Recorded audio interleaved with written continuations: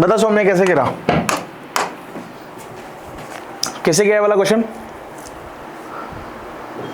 भैया इसके कंपोनेंट्स निकाल दिए थे तो उससे जो फ्रिक्शनल फोर्स आया वो न्यू और न्यू mg cos थीटा आ गया। पूछा क्या इसने? फिर हाफ इसमें स्पीड वो इसमें एक्स पूछा है, जो डिस्टेंस है एक्स पूछा है, ठीक है। कैसे करेंगे? मेरे को पता है कि work done by all forces वो चेंज इन काइनेटिक एनर्जी, ये सीख लिया अपन ने, है ना। बिना इसके सारे क्वेश्चन करे जा सकते हैं पहली बात तो, पर अपन को कुछ सीखा है तो यूज करना ही है उसका, जाहिर सी बात है। इसका एफबीडी बना तू, अगर इसका एफबीडी बनाएगी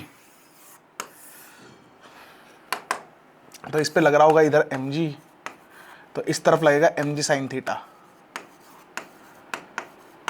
और इधर लगेगा mg कोस थीटा, ठीक है। और एक लगेगा नॉर्मल ऊपर की तरफ, ऐसे। ये कंपोनेंट है mg के वैसे तो इसका अगर मैं एफबीडी बनाऊं तो इस पे कितने फोर्सेस लग रहे होंगे? एक लग रहा होगा सर नॉर्मल, एक लग रहा होगा mg और एक लग रहा होगा पीछे की तरफ फ्रिक्शन। हाँ, u दे रखी है, ठीक है। फ्रिक्शन इधर ही क्यों लगाया मैंने? क्योंकि u से ऊपर जा रहा है वो, है कि नहीं? बस। तो work done by all forces, normal का तो जीरो आएगा, फ्रिक्शन की वैल्यू जो आएगी वो कितनी आएगी? वो आएगी म्यू mg कोस थीटा, है ना। ये नॉर्मल है, सही। ये फ्रिक्शन की वैल्यू आएगी, तो बस लिख दो सबके द्वारा वर्क डन, mg के द्वारा वर्क डन, तो मैं लिखूंगा mg into x cos theta x sine theta, तो साइन थीटा इसके अलोंग जो रहेगा वो उसको एक्स साइन थीटा लिख दो, plus work done by friction. Work done by friction चलेगा इधर एक्स और उस डायरेक्शन में लग रहा है फ्रिक्शन, अपोजिट डायरेक्शन में दोनों, तो माइनस आएगा यहां पे, है ना। तो यहां लिखेंगे minus mu M G cos theta into X, normal के द्वारा तो जीरो है, सारे वर्कडन का, सारे फोर्सेस का वर्कडन लिख ही दिया मैंने। ये चेंज इन काइनेटिक एनर्जी होगा, तो change in kinetic energy final kinetic energy minus initial kinetic energy, तो स्टॉप मूविंग हो रहा है, मतलब final kinetic energy zero, initial होगी हाफ एम, दे रखा है यू, तो यू स्क्वायर। ये इक्वेशन किस किसने बना ली थी? हाँ,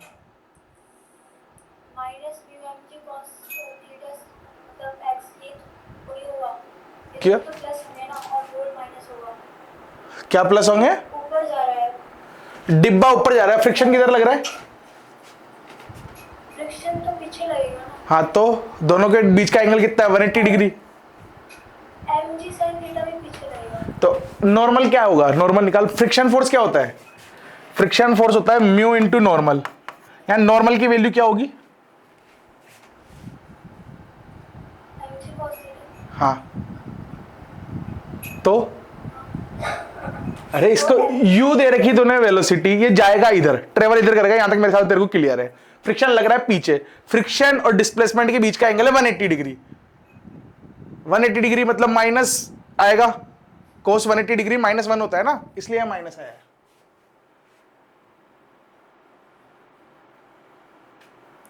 भैया मैं ये कह रही कि mg sin थीटा वाला जो कंपोनेंट है हाँ, वो भी माइनस का ही होगा, मतलब होल माइनस होगा। तो mg sin थीटा तो लिखूंगा ही नहीं ना, जो फोर्स लग रहे हैं mg sin थीटा थोड़ी लग रहा है, mg की वजह से mg sin थीटा आ रहा है ना, तो फोर्स तो दो ही लग रहे हैं, तीन ही लग रहे हैं। क्या क्या लग रहे हैं? एक लग रहा है मेरा mg, एक लग रहा है फ्रिक्शन और एक लग रहा है नॉर्मल, तो इन तीनों के द्वारा वर्क डन लिखूंगा ना बस।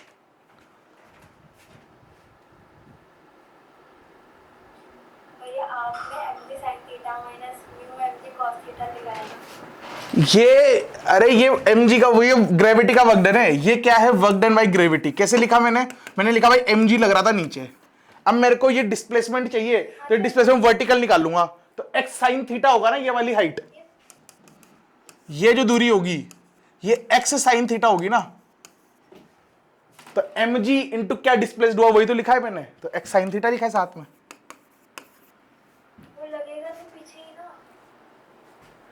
क्या पीछे लगेगा? ये mg sin थीटा। अच्छा, इसमें भी माइनस आएगा, ऐसा बोल रही है?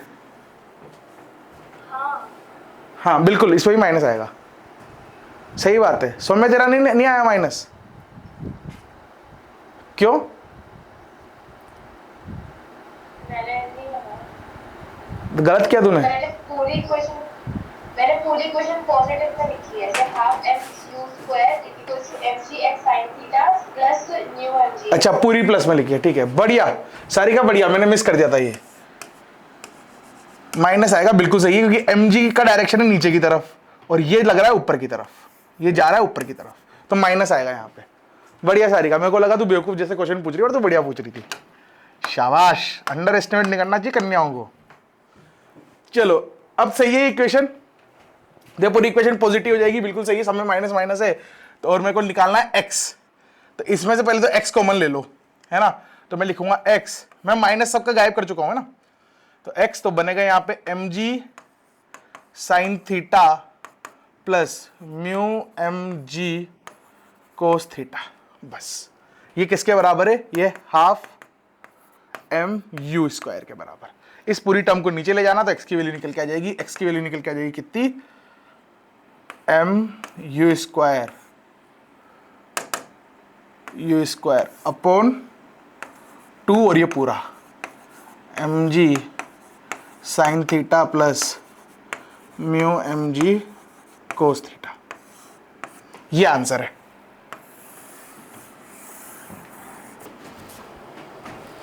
सही है, ये आया था सब में आंसर, तो जरा सेम ही आया होगा फिर अगर तूने सबको प्लस ले लिया था तो, है ना। चलो बढ़िया, गुड। किस किसने करा था ये होमवर्क देने के बाद? अभिनव किया था तूने? अनुभव? भैया हाँ तबीयत खराब हो गया। बेटा, तेरी तबीयत परमानेंट खराब कर दूंगा मैं। शुभजीत, तेरे को न्योता दूं कैमरा चालू करने के लिए? इसलिए बोल रहा हूँ कैमरा ऑन करने के लिए, नहीं कर रहा। इसको निकालो क्लास से, ब्लॉक कर दो इसको। चलो ये वाला क्वेश्चन, ये भी होमवर्क दिया था, ये करा किसी ने? मैं तबीयत खराब, देखो आंख लाल लाल है, आंख खुल नहीं रहा है, फिर भी क्लास। आंखें लाल तो बहुत सारे तरीकों से हो जाती है, अरे तुम्हारे लक्षण सही थोड़ी है। मतलब सो जा रहा हूँ तो फिर आंख खुल ही नहीं रहा है। ये किस किस से हो गया? सो के उठ के आया। ये वाला क्वेश्चन किस किस से हो गया? चलो देख करते हैं, नोट्स का क्वेश्चन कहता देते ही हैं। ये बोलते हैं द मास m1 m2 बड़ा है m1 से, मतलब ये ऐसे गुड़केगा, ये इधर जाएगा और ये ऊपर जाएगा, सही बात है ना। चलो, are release from rest, rest से रिलीज क्या, इनिशियल वेलोसिटी 0 है, using work energy theorem find out velocity and acceleration of the block when they move a distance x। ठीक है, इन्होंने डिस्टेंस x ट्रेवल कर लिया, मान लो नीचे की तरफ चला गया ये वाला x, तो ये ऊपर गया होगा x, समझते हो ना इतना, तो ये ऊपर गया होगा x, बहुत बढ़िया। बस लिख दो, क्या लिखना है मेरे को लिखना है, देखो एक चीज है इसमें, वर्क डन बाय टेंशन भी लिखूंगा। अगर मैं इंडिविजुअल डिब्बों का लिखूंगा तो 2 इक्वेशन बनेगी, दोनों को सोल्व करूंगा, पहला तरीका। दूसरा तरीका मैं क्या कर सकता हूं कि यार चलो ठीक है, इस पूरे को सिस्टम मान लो, ऐसा मैंने पहले बताया हुआ अभी है तुमको कि इंटरनल फोर्सेस का वर्क डन 0 आता है, बताया था ना, तो मैं उसका यूज कर लूंगा, तो 2 इक्वेशन जगह 1 इक्वेशन में आंसर आ जाएगा। वैसे कर तो दोनों तरीके से सकते हो, पर अपन छोटा वाला प्रीफर करेंगे सोल्व करना।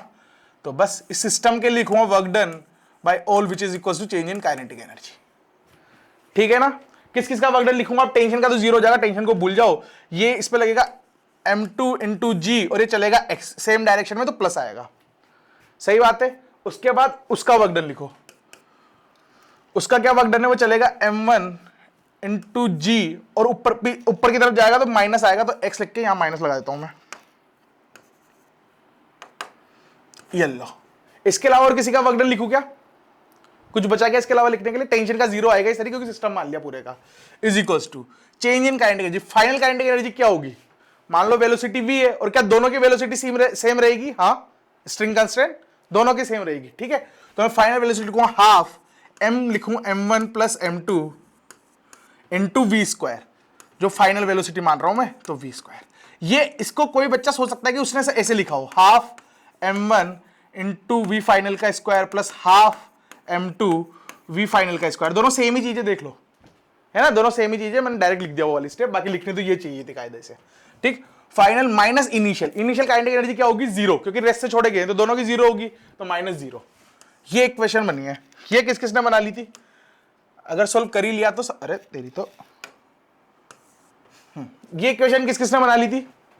बढ़िया बढ़िया। बस अब तो इसको सोल्व कर लो। निकालना क्या है मेरे को? Find out the velocity and acceleration. तो पहले वेलोसिटी निकाल रहा हूं, फिर एक्सेलरेशन निकालूंगा।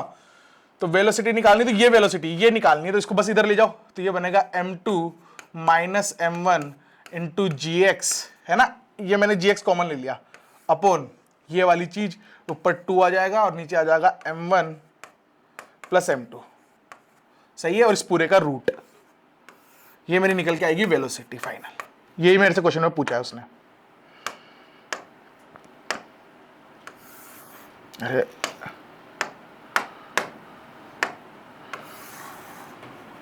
ये आंसर है, ठीक है ना? अब एक्सेलरेशन कैसे निकालूंगा? एक्सेलरेशन कैसे निकाला तुम लोगों ने?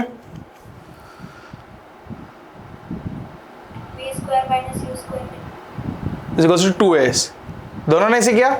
बढ़िया। अगर मेरे को एक्सेलरेशन लिखना है, यहां लिखते हैं, अगर मेरे को एक्सेलरेशन निकालना है तो कैसे निकालूंगा भाई? ये टास्क है मेरा। तो मेरे को पता है v² minus u² is equal to 2as। ये s क्या है? x है। ये क्वेश्चन में गिवन है, उसने बोला डिस्टेंस x किसका है अपन ने, तो ऑप्शन में गिवन है, मतलब क्वेश्चन में गिवन है ये, तो इसकी जगह तो x आ जाएगा। इसके लिए लिख देता हूं, किसी भी एक डिब्बे के लिए लिख दो, एक्सेलरेशन दोनों का सेम होगा, इतना समझ में आता है ना तुमको?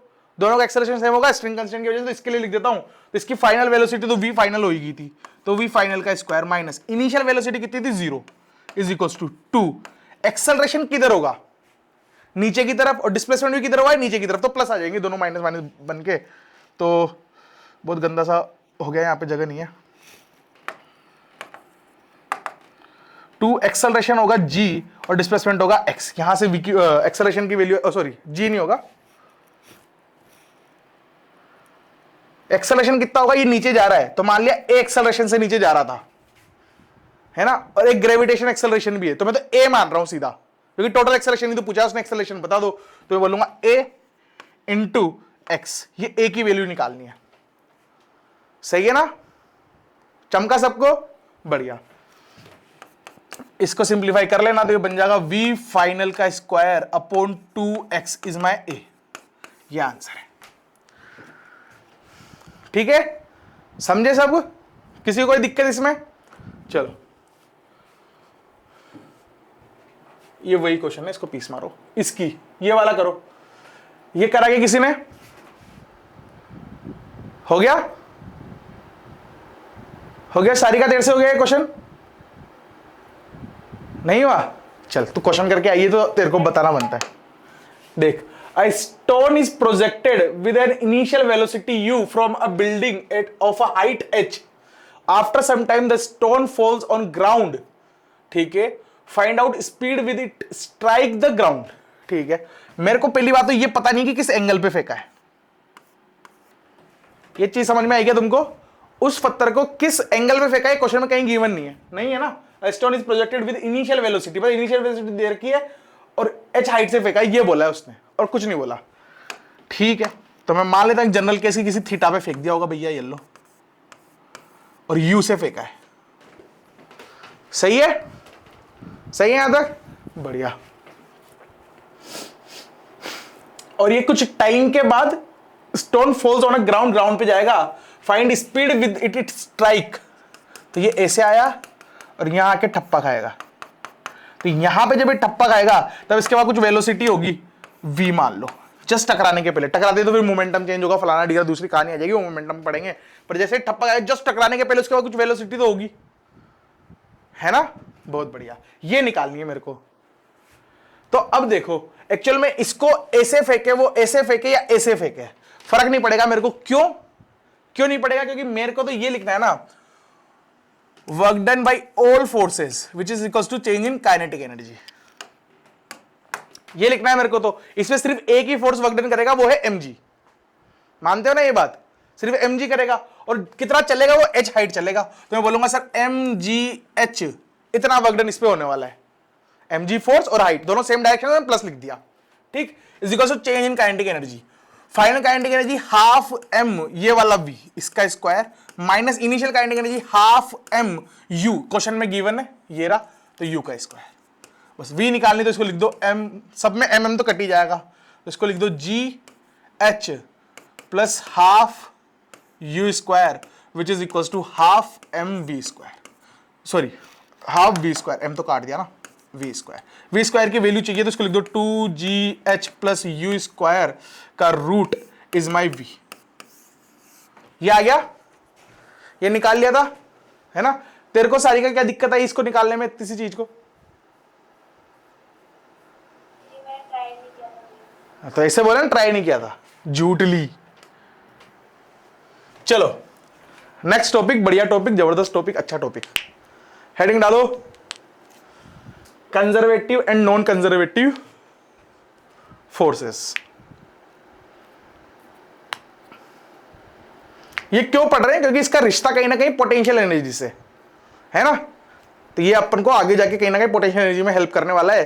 जैसे अपन ने लिखा था work done by all forces is change in kinetic energy, ऐसे कुछ कुछ आएगा आगे जाके, है ना, आज की क्लास में आ जाएगा वैसे तो वो।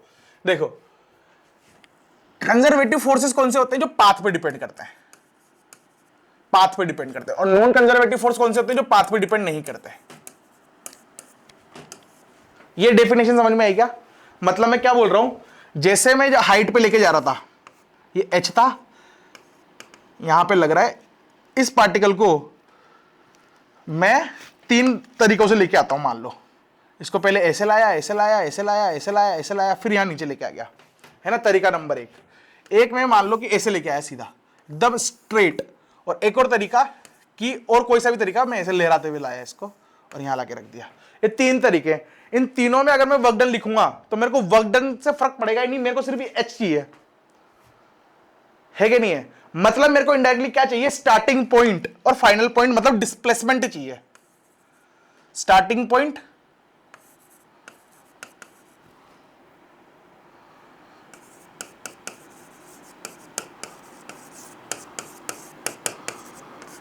और एंड पॉइंट चाहिए बस।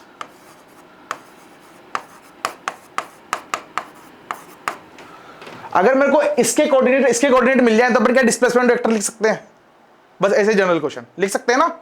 2 कोऑर्डिनेट पता है तो अपन को उनका डिस्प्लेसमेंट वेक्टर लिखना आता है, उसका मैग्नीट्यूड निकालना भी आता है, बहुत बढ़िया। तो मेरे को कुल मिला के पाथ पे डिपेंड नहीं कर रहा है कि तुम ऐसे जाओ, ऐसे जाओ, ऐसे जाओ, फर्क नहीं पड़ेगा उसको बिल्कुल फर्क नहीं पड़ रहा। उसको क्या चाहिए कि मेरे को स्टार्टिंग पॉइंट दो, फाइनल पॉइंट दो, पाथ कोई सा भी चूज कर लो, वर्कडन सेम ही आएगा। वर्कडन क्या आएगा? सेम ही आएगा हर बार। मतलब तू यहां पे वर्कडन लिख तो कितना आएगा? mg into H. इसके लिए वर्कडन लिख, इसके लिए भी क्या आएगा? mg into H. इसके लिए भी कितना एच चला वही लिखूंगा, mg इंटू एच। सही बात है, तीनों के लिए mgh ही आने वाला है वर्कडन। मानते हो ना ये बात? सबको चमकती है ना ये बात? बहुत बढ़िया। ये किसका वर्कडन है? ये mg का। mg के द्वारा जो वर्कडन हुआ वो वर्कडन है ये, ठीक है ना। तो वर्कडन कौन सा फोर्स कहलाएगा? अब कंजर्वेटिव फोर्स। वर्कडन कौन सा फोर्स कहलाएगा? Conservative force. क्योंकि इस जब mg के अगेंस्ट या mg के साथ में वर्कडन कर रहा हूं तो पाथ पे डिपेंड नहीं कर रहा, इनिशियली मैं कहां था और फाइनली मैं कहां पहुंच गया, दैट्स इट। सही है।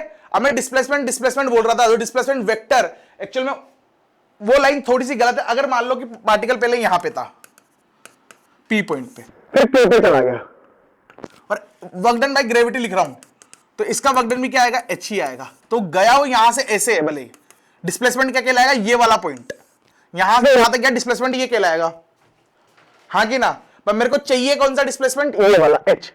मतलब कुल मिला के mg के अलोंग वाला डिस्प्लेसमेंट बोल दो, या फिर mg का इधर कंपोनेंट लूंगा। मेरे साथ इसमें फंडा तुमको क्लियर है, ठीक है ना। तो वर्क डन जिसमें पाथ पे डिपेंड नहीं कर रहा उन फोर्सेस को कंजर्वेटिव फोर्स बोलते हैं। यहां तक क्लियर है फंडा तुमको? सबको फंडा क्लियर है यहां तक? थोड़ा सा भी डाउट नहीं है ना? बहुत बढ़िया। अगर नॉन कंजर्वेटिव की बात करूं तो नॉन कंजर्वेटिव में क्या होता है? जैसे कि जो पाथ पे डिपेंड करते हो, जैसे मानो ये डिब्बा, सही, इसका मास है m और इसमें पीछे इस पे जो सरफेस पे ये है उसका कोएफिशिएंट है म्यू, ऐसे, ठीक।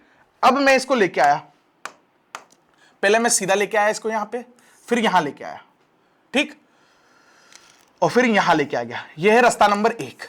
और एक मैं ऐसे लेके आ गया, रास्ता नंबर 2। ये सारी साइड है एक्स एक्स है, ये भी एक्स है, ये भी एक्स है, ये भी एक्स है, और ये सब हॉरिजॉन्टल प्लेन में है, ठीक है। अब दोनों पाथ का वर्कडन लिख के देखते हैं एक बार के लिए। मैं इसके लिए वर्कडन लिखूंगा तो ये चलेगा ऐसे, मतलब ये ऐसे मूव किया, फिर ऐसे मूव किया, फिर ऐसे मूव किया और यहां पे आ गया, ठीक, तो कैसे लिखूंगा, फ्रिक्शन लग रहा होगा हमेशा पीछे, तो मैं लिखूंगा sir mu mg into x, ये वाला पाथ प्लस इसके लिए सेम आएगा प्लस इसके लिए सेम आएगा, तो मैं इंटू 3 कर देता हूं, ये मेरा आंसर आएगा। समझ में आएगी ये बात फ्रिक्शन की, ये मेरा आंसर आएगा। अगर मैं पाथ नंबर 2 लेता तो क्या लिखता, म्यू mg इंटू एक्स चला, बस ये आंसर होता। तो दोनों पाथ पे डिपेंड कर रहा है, फ्रिक्शन में पाथ पे डिपेंड कर रहा है। तो तुमको फील तो आ गया कि हाँ, दो तरह के फोर्स तो हो सकते हैं, एक फोर्स ऐसा जिसमें पाथ पे डिपेंड करेगा पूरा वर्क डन, और दूसरा फोर्स ऐसा है जो पाथ पे डिपेंड नहीं करेगा। चमका क्या तुमको, चमका सबको, मुंडी लाओ सारी का, तेरे को समझ में आया मैंने क्या बोला? हाँ, फर्स्ट वाला जो पार्ट था उसमें जो सेकंड एक्स है उसमें तो वर्क डन 0 हो जाएगा।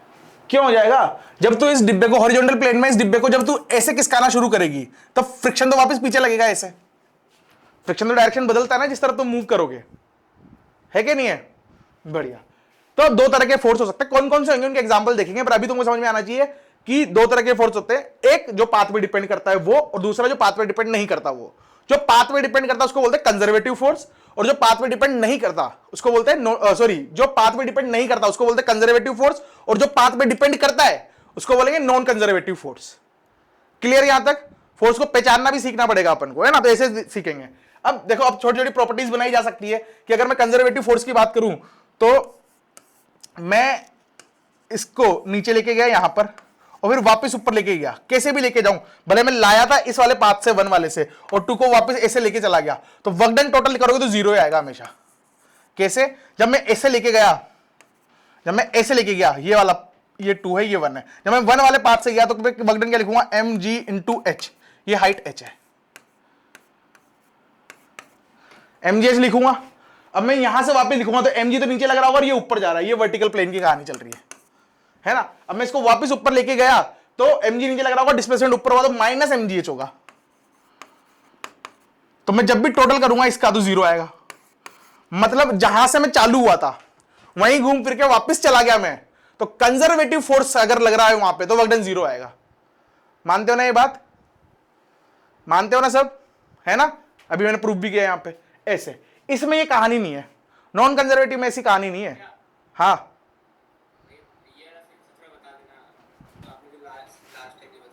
ये देख, मैं जब ऑब्जेक्ट को यहां से यहां लेके गया, यहां से यहां तक, तो वर्क डन कितना हुआ, mg नीचे लग रहा था, अरे h हाइट पे चला तो mgh, ये वर्क डन हुआ। सही बात है। फिर मैं उसके बाद वापस इससे ले जाऊंगा, किसी भी पाथ से ले जाऊं, अगर कंजर्वेटिव फोर्स पाथ पे तो फर्क पड़ेगा नहीं, मैं जब वापस ऊपर लेके जाऊंगा तो वर्क डन कितना होगा, mg, और कितनी हाइट चला होगा, h, तो mgh होगा वापस वर्क डन, और माइनस होगा क्योंकि mg नीचे लग रहा होगा और मैं लेके ऊपर जा रहा हूं। इस वाले केस में, इस वाले में दोनों नीचे थे, लग भी mg नीचे रहा था और ले जा भी मैं उसको नीचे ही रहा था। सही है ना दोस्त? तो जब भी मैं टोटल करूंगा तो कितना आएगा, 0। तो कंजर्वेटिव फोर्स में अगर क्लोज लूप में मूव करा है वो, मतलब जहां से चालू किया था वहीं घूम फिर के वापस आ गया, तो वर्क डन 0 होने वाला कंजर्वेटिव फोर्स में। मानते हो ना ये चीज? है ना? बढ़िया। बस इसको ऐसे भी बोलते हैं, कई बार किताबों में ये भी लिखा रहेगा कि जो कंजर्वेटिव फोर्स के द्वारा वर्क डन होता है वो कंप्लीटली रिवर्सिबल होता है, मतलब मैंने जितना वर्क डन किया उतना ही वापस से कर दूंगा अपोजिट डायरेक्शन में तो 0 हो जाएगा। इसी को ऐसे ऐसे भी बोला जाता है कि रिवर्सिबल होता है कंजर्वेटिव फोर्स के द्वारा वर्क डन। ठीक है ना? यहां तक कुछ भी डाउट है क्या? बहुत फुद्दू सी चीज है, फिर भी डाउट है तो पूछो। ठीक है, चलो अब ये टेबल है, एक बार इसको पढ़ लेते हैं। इसमें सब कुछ लिख दिया मैंने, बड़ी मेहनत से बनाई है, कहीं मिलेगी भी नहीं, मैंने बनाई है पूरी। देखो पहला पॉइंट क्या लिखा हुआ है, वर्क डन। कंजर्वेटिव फोर्स में क्या होता है, पाथ पे डिपेंड करता है, इनिशियल एंड फाइनल पोजीशन पे। सही बात है, इनिशियल फाइनल पोजीशन दे दो मेरे को, उससे फर्क पड़ेगा, और मेरे को किसी से फर्क नहीं पड़ता कि तुम किस रास्ते से जा रहे हो। ठीक है ना? ठीक है ना? बस वो दूरी कौन सी होनी चाहिए, कंजर्वेटिव फोर्स के अलोंग। जब वर्क डन निकालूंगा तो अलोंग वाली लिखेंगे, वो तो मेरे साथ तुमको आता है, यहां कंफ्यूजन नहीं करते उसकी। और जो नॉन कंजर्वेटिव है उस पर क्या होगा, पाथ पे डिपेंड करेगा, जो उसने जो एक्चुअल पाथ फॉलो किया है उस पर डिपेंड करेगा कि उसने वर्क डन कैसा किया होगा। ठीक है ना? या कितना किया होगा। क्लियर? पहले वाले पॉइंट में किसी को डाउट है क्या? ये जो पहला पॉइंट लिखा है इसमें किसी को डाउट है क्या? हाँ सारिका बोल। कंजर्वेटिव फोर्स है क्या, मतलब फोर्स कौन सा है? mg हो गया, ऐसे बहुत सारे फोर्सेस बताऊंगा धीरे धीरे, इसमें है एग्जांपल नीचे। डिफाइंड कैसे किया गया वो बता रहा हूं। जो फोर्स पाथ पे डिपेंड कर रहा है वो नॉन कंजर्वेटिव, और जो पाथ पे डिपेंड नहीं कर रहा है वो कंजर्वेटिव। पता ऐसे करना है, इतना समझ में आएगा तेरे को? पता ऐसे कर रहे हैं, बस ये समझ में आना चाहिए। है नहीं है वो तो तुमको हर बार ये सोचना पड़ेगा कि पाथ पे डिपेंड कर रहा है कि नहीं कर रहा। ठीक है, स्टैंडर्ड है, एग्जांपल्स बता दूंगा, उससे ज्यादा तुम्हारे आएंगे नहीं, पर फिर भी ठीक। पाथ डिपेंडेंसी, यस, ये पाथ पे इंडिपेंडेंट होता है और ये पाथ पे डिपेंडेंट होता है, यही लाइन लिखी है पहले वाले में भी। क्लियर है ना? बढ़िया। उसके बाद क्लोज लूप में जीरो होता है, ये मैंने तुमको बोल दिया। कंजर्वेटिव में जीरो होगा, नॉन कंजर्वेटिव में जीरो नहीं होगा। क्लियर?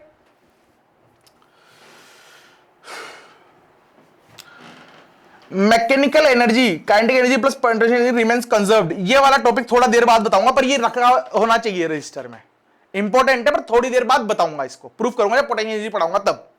ठीक है ना? मैकेनिकल एनर्जी करके एक पूरा टॉपिक पढ़ाऊंगा मैं, उसमें सारी चीजें कवर हो जाएगी, ये वाला पॉइंट। पर मैं चाह रहा था कि जब तुम फ्यूचर में रिवाइज करो तो एक ही जगह सारी चीजें मिल जाए। ठीक है ना? चलो, इसको भी बाद में बताऊंगा। ये फोर्स टाइप, ये दोनों चीजें अभी पढ़नी है अपन को। फोर्स टाइप कौन सा होता है वो बता रहा हूं। एक्चुअल में क्या होता है कि कांस्टेंट फोर्स और force depend only on position X Y Z which are integrable, है ना? इसका मतलब ये वाला समझते हैं पहले। देखो एग्जाम्पल करते हैं दो तीन, तो तुम्हें बढ़िया फील आ जाएगी। जैसे मैं बोलता हूं कि फोर्स की वैल्यू दे रखी है 2i cap plus 3j cap, और ये जा रहा है पॉइंट ए से बी। इसके कोऑर्डिनेटेड 2,3 लिख लो, इसके लिख लो 0,1 लिख लो, कुछ भी लिख सकते हो वैसे तो, है ना? ऐसे ये जा रहा है। ठीक, एक और एग्जांपल लेते हैं। एक लिखता हूं मैं xi cap plus yj cap, ये है मान लो। और एक और एग्जांपल लेते हैं,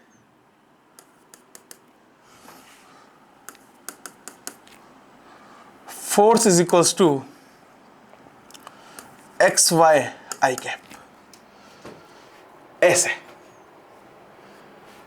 ऐसे, ये। ठीक है, या फिर इसको थोड़ा और अच्छा कर लेते हैं, इसको लिखते हैं एक्स स्क्वायर वाई प्लस, इसको वाई स्क्वायर कर देते हैं 2xy प्लस, है ना? और इसको लिखते हैं एक्स जे कैप, ऐसे।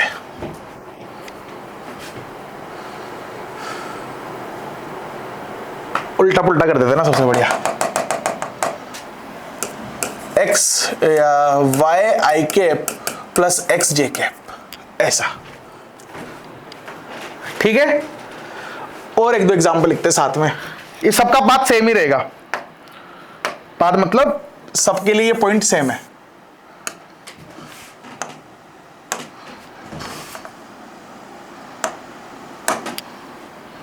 ठीक, एक और एग्जांपल,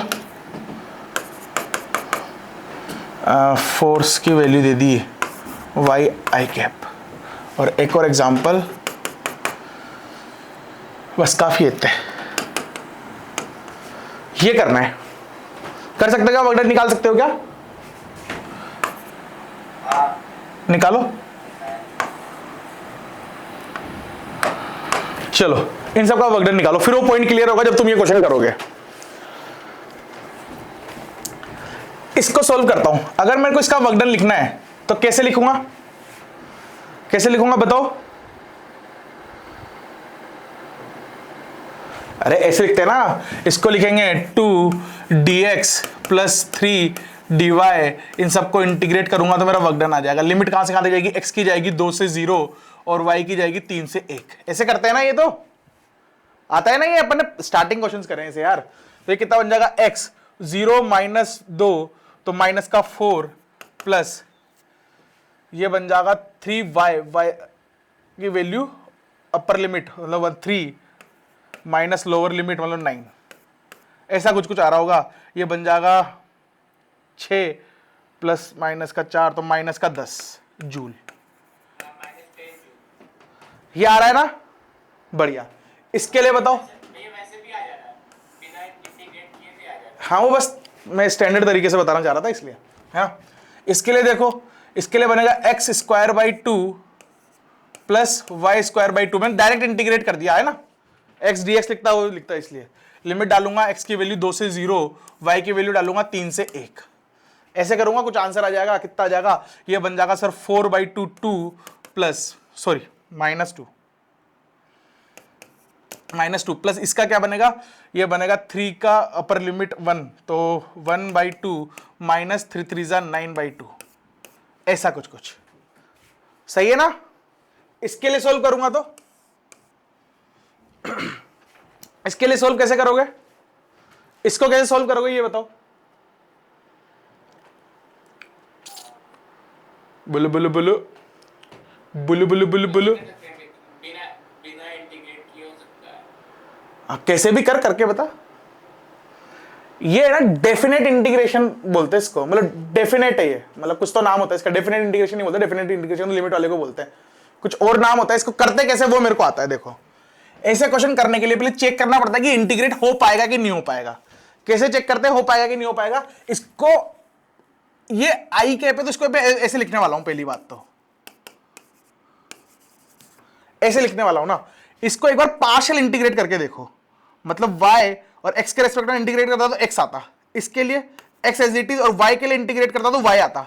अगर ये दोनों फंक्शन इक्वल आते हैं इसका मतलब है इंटीग्रेशन पॉसिबल है।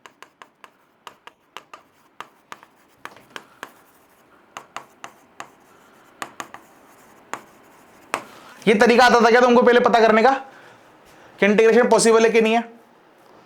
सीख लो, नहीं आता था तो ठीक है। क्या करा मैंने, इस वाली टर्म को तो कांस्टेंट मान लिया, और dx था तो dx के लिए अगर सिर्फ 1 लिखा होता तो उसको इंटीग्रेट करता तो क्या लिखता, x आता ऐसे।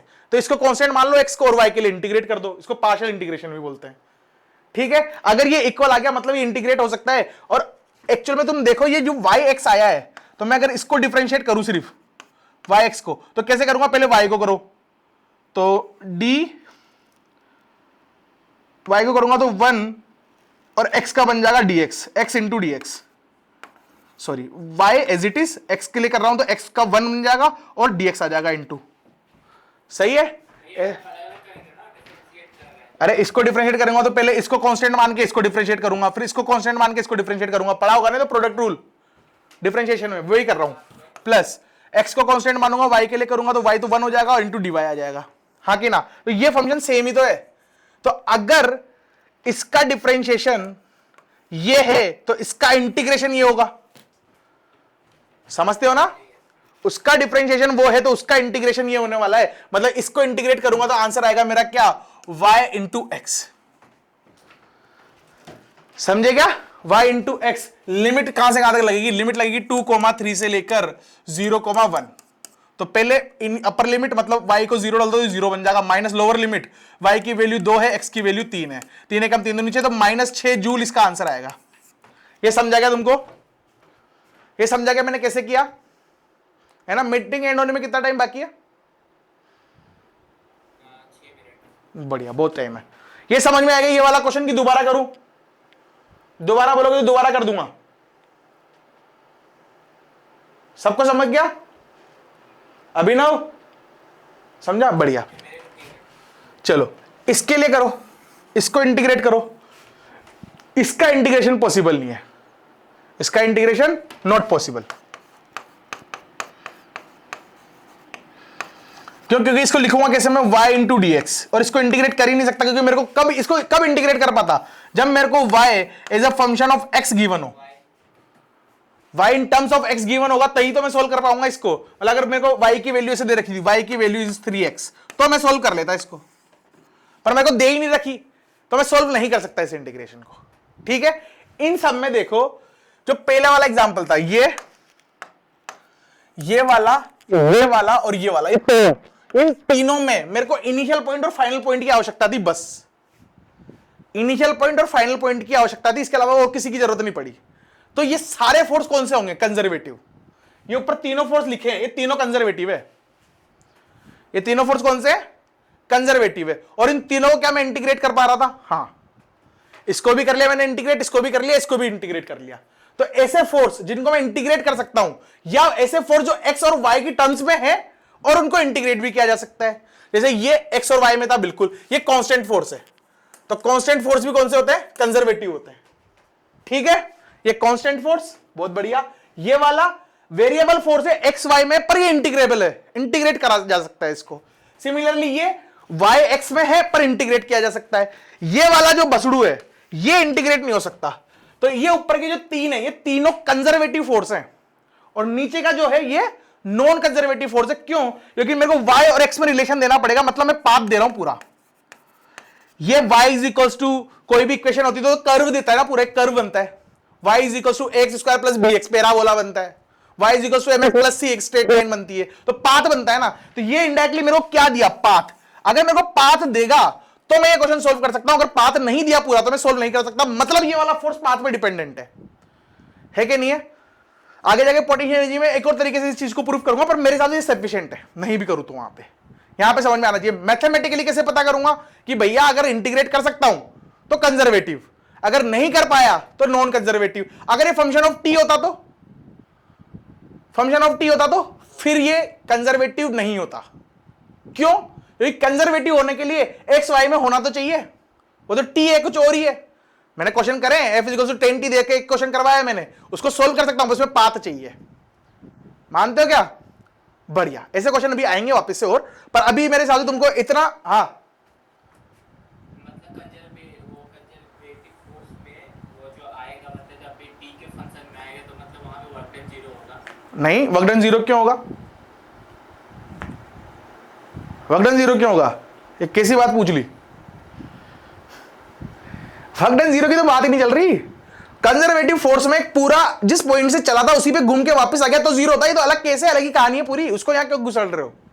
तुमको दो तरीके से अभी पता चलता है कि जो फोर्स है वो कंजर्वेटिव की नहीं है। पहला, या तो मेरे को पाथ बता दो कि वो पाथ पे डिपेंड कर रहा है कि नहीं कर रहा। सबसे बड़ा थंब तो यही है।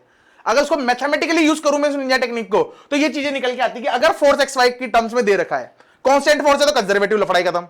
अगर कांस्टेंट नहीं है और एक्स वाई की टर्म में दे रखा है और मैं उसको इंटीग्रेट कर सकता हूं तो वो कौन सा फोर्स है? कंजर्वेटिव। और अगर इंटीग्रेट नहीं कर पाया तो वो नॉन कंजर्वेटिव फोर्स। इन दो तरीके से तुम फोर्स को पता कर सकते हो क्या? अब ये बताओ, सबको चमक जाएगा ना बढ़िया से, है ना? हाँ जब फोर्स फंक्शन ऑफ टाइम दिया था, हाँ। उसे भी हम इंटीग्रेट कर पा रहे थे। इंटीग्रेट कर पा रहे थे, function of X Y Z भी तो होना चाहिए। ये तो बोला इतनी देर से, यही भोंक रहा हूं मैं हिंदी में। किसका फंक्शन चाहिए? एक्स और वाई का, एक्स वाई जेड भी हो सकता है, कोई लोड नहीं है, पर पोजीशन का फंक्शन होना चाहिए। मतलब force is a function of position, F of X, F of Y, F of Z, ऐसा कुछ चाहिए। चमका क्या तुमको? चमका सबको यहां तक? बढ़िया। टाइम कितना बाकी है मीटिंग एंड होने में? 1 मिनट 23 सेकंड। हाँ, तो मैं रिस्टार्ट कर देता हूं, फिर वापस उसी टेबल पे आएंगे।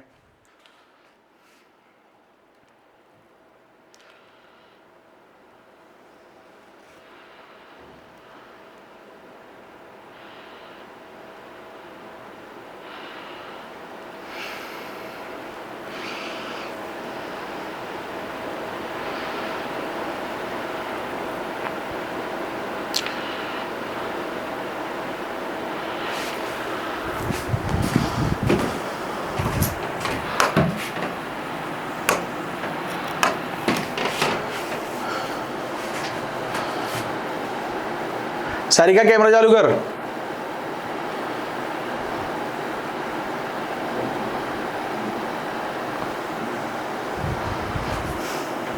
तो ये वाला जो फोर्स है, हाँ, ये वाला फोर्स कंजर्वेटिव, ये वाला फोर्स कंजर्वेटिव, ये वाला फोर्स भी कंजर्वेटिव, ये वाला फोर्स नॉन कंजर्वेटिव। ठीक है ना? अभी क्लियर है ना सबको? बढ़िया। चलो इस टेबल पे आते हैं। ये वाला पॉइंट था वो, इसको एक्चुअली मैथमेटिकल फॉर्म बोलना चाहिए। मैथमेटिकली कैसे पता करें अपन कि जो फोर्स है वो कंजर्वेटिव है कि नहीं है, तो कैसे पता करेंगे? अभी मैंने गाया इतना सारा। ठीक, उसके अलावा पहली वाली डेफिनेशन तो सदाबहार है, इसी के इर्द गिर्द घूम रहा है एक्चुअल में। जो अपन इंटीग्रेट वाला तरीका बताया वो भी देखा जाए तो वो यही तो पता कर रहा है कि पाथ पे डिपेंड कर रहा है कि नहीं कर रहा है। अगर मैं अपर लिमिट लोअर लिमिट मतलब इनिशियल पोजीशन फाइनल पोजीशन डाल के सोल्व कर पा रहा हूं, मतलब उसको इनिशियल पॉइंट फाइनल पॉइंट तो दिया मैंने और फिर मैं वर्क डन निकाल पा रहा हूं, मतलब कंजर्वेटिव होगा नेचर में। हाँ कि ना? बस वही कहानी है पूरी। एग्जाम्पल क्या क्या होते हैं देखो। जो ग्रेविटेशनल फोर्स है, आगे जाके पढ़ेंगे। ग्रेविटेशनल फोर्स मतलब mg, जो mg अपन लगाते हैं ग्रेविटी की वजह से लगने वाला फोर्स है, वो ऐसे फोर्सेस कंजर्वेटिव होते हैं। इलेक्ट्रोस्टैटिक्स फोर्स मतलब दो चार्ज आपस में अट्रैक्ट और रिपेल करते हैं, सेम नेचर है तो रिपेल करते हैं और अपोजिट नेचर है तो अट्रैक्ट करते हैं। वो वाला जो फोर्स लग रहा होता है अट्रैक्शन और रिपल्शन वाला, वो इलेक्ट्रोस्टैटिक्स फोर्स कहलाता है, वो भी कंजर्वेटिव होता है। इसका मतलब आगे जाके वर्क डन वाली कहानी कहां पे भी आएगी? इलेक्ट्रोस्टैटिक्स पूरे चैप्टर में। ठीक है ना, बढ़िया। उसके बाद मैग्नेटिक फोर्स, ये भी अपन पढ़ेंगे आगे जाके chapter, north pole south pole opposite pole है तो अट्रैक्ट हो जाते हैं और सेम पोल है तो रिपेल करते हैं। देखा होगा ना, मैग्नेट को एक तरह से ऐसे उल्टा करके चिपकाने को तो न्यू हाथ हो जाएंगे, वो चिपकेगी नहीं, हो होता है ना ऐसा। बढ़िया, वो वाला जो फोर्स है वो भी कौन सा है, कंजर्वेटिव फोर्स। ठीक, ये तीनों फोर्स जो थे, स्प्रिंग फोर्स को छोड़ के तीनों फोर्स जो थे ये फील्ड फोर्स है। मतलब इनको लगाने के लिए मेरे को कांटेक्ट करने की जरूरत नहीं है।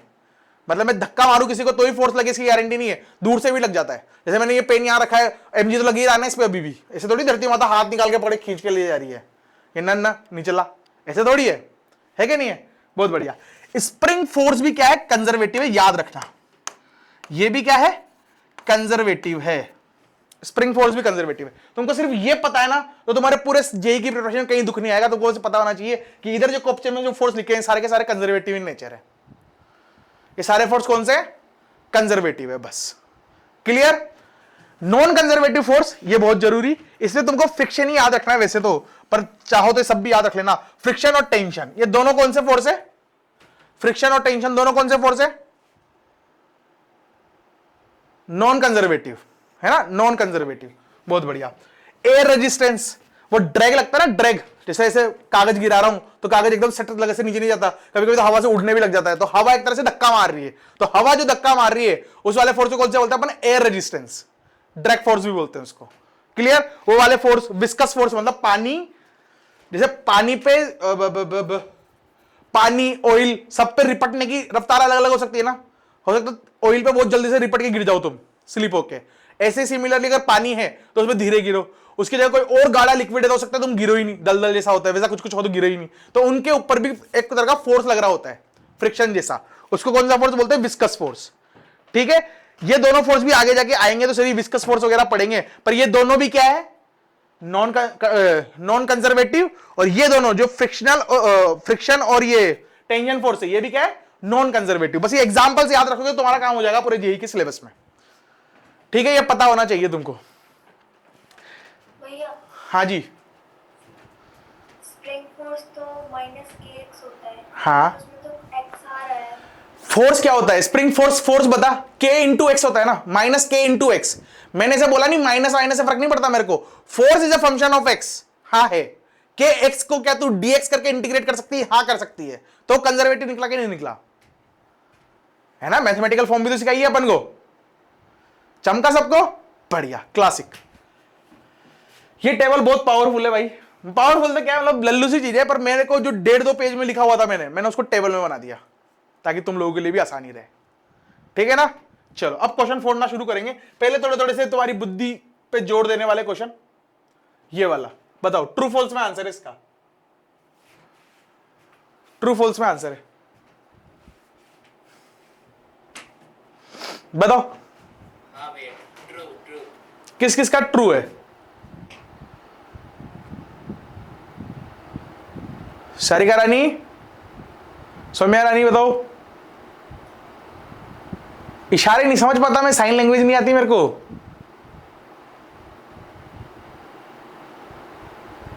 ट्रू है कि फॉल्स है, ट्रू है। True. In case of non conservative force work done along two different path will always be different. भाई ये तो क्वेश्चन ही नहीं है, तो मैंने बताया ये अभी गाया ये। नॉन कंजर्वेटिव फोर्स क्या होते हैं, जो पाथ पे डिपेंड करते हैं, तो हमेशा अलग रहेगा क्या, हाँ। क्या इसका आंसर ट्रू आना चाहिए, मेजॉरिटी पार्टी हम होता है भैया। हाँ, मेजॉरिटी पार्टी। यहाँ इलेक्शन थोड़ी चल रहे हैं, इलेक्शन चल रहे हैं यहाँ, मतलब सोचो सोचो। मैं दोबारा बोल रहा हूं कि क्या यहां पे ट्रू आना चाहिए, इसका मतलब क्या हो सकता है, ये सेम भी हो सकते हैं, ऑलवेज तो नहीं आएगा। एग्जैक्टली बहुत बढ़िया। एक शब्द है इसमें, ऑलवेज। अरे ऑलवेज क्यों होगा, अगर तुम समझो फ्रिक्शन फोर्स लग रहा है मान लो इस डिब्बे पे, ऐसे लगा फ्रिक्शन, कि ये चला x दूरी, यहां आके रुक गया, फिर इसके बाद वापस फ्रिक्शन इधर ही लगेगा और x दूरी और चला ली मैंने,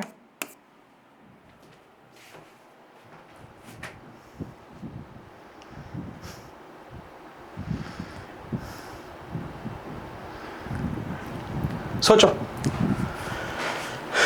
अभी जो पढ़ाया उसको समझो, फिर इसका जवाब दो।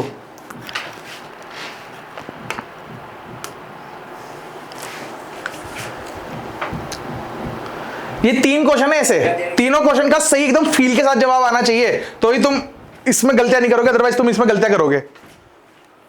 बताओ फटाफट। नॉन कंजर्वेटिव फोर्स तो वो पाथ पे डिपेंड नहीं कर रहा होता है। नॉन, अबे कंजर्वेटिव फोर्स पाथ पे डिपेंड नहीं करता, नॉन कंजर्वेटिव तो करता है जानवर। नहीं भैया, नॉन कंजर्वेटिव फोर्स नहीं करता है, मैंने लिखा था ये पॉइंट, आपने बोला था। अरे conservative force are independent of path, अभी टेबल भी तो सिखाइए बेटे, पिटेगो के। लिखा भी तो वो, जब मैंने एक बार मेरी जबान स्लिप हुई होगी ना, तो गलत वाला ही लिखा है तूने।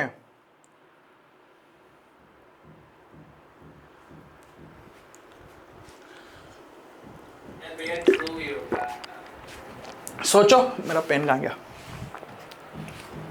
भैया फॉल्स।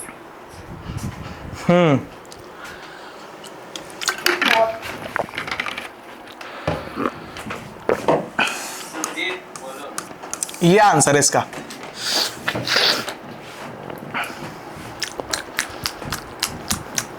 क्यों है पर ये समझो,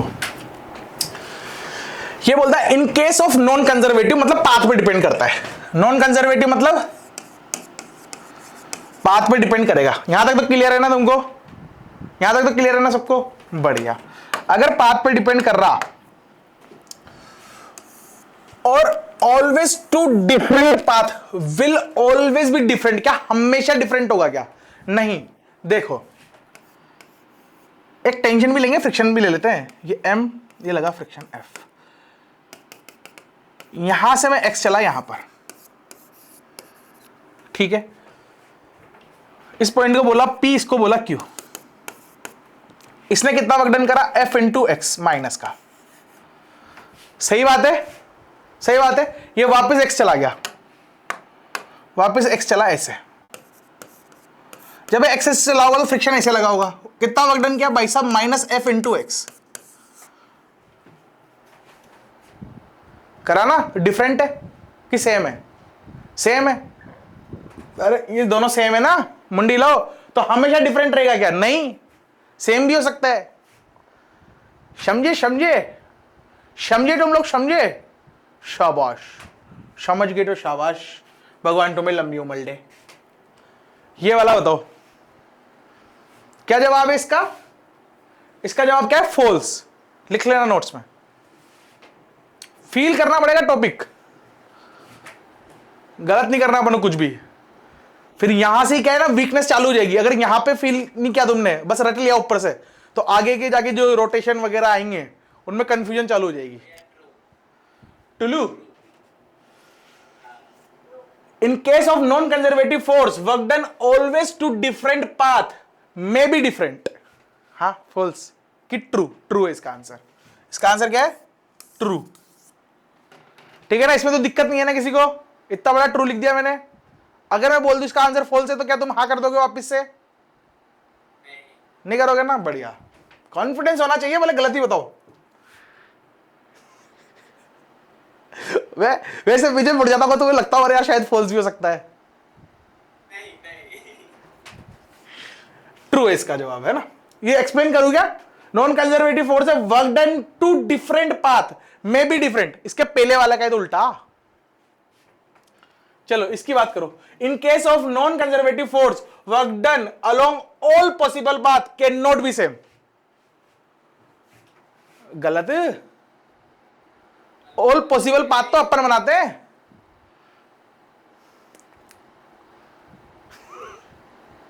एक सेकंड बता रहा हूँ। भैया फॉल्स, सारे पाथ का तो सेम ही होगा। सेम क्यों होगा? कंजर्वेटिव फोर्स में होता है ना, किसी भी बात पे जब वर्कडन सेम रहेगा कंजर्वेटिव में। ये तो नॉन कंजर्वेटिव की बात कर रहे हो, है ना? ट्रू। सौम्या रानी, कोई डाउट है क्या? नहीं है ना? बढ़िया, ये ट्रू है। ग्रीन पेन से अच्छा लग रहा है तो सब जगह ग्रीन पेन से बनाया जाएगा, ये भी ट्रू है। भैया वो सेम भी तो हो सकता है ना, अभी तो आपने बताया। अरे सारिका रानी बेटो, इसकी बात कर रही है ना?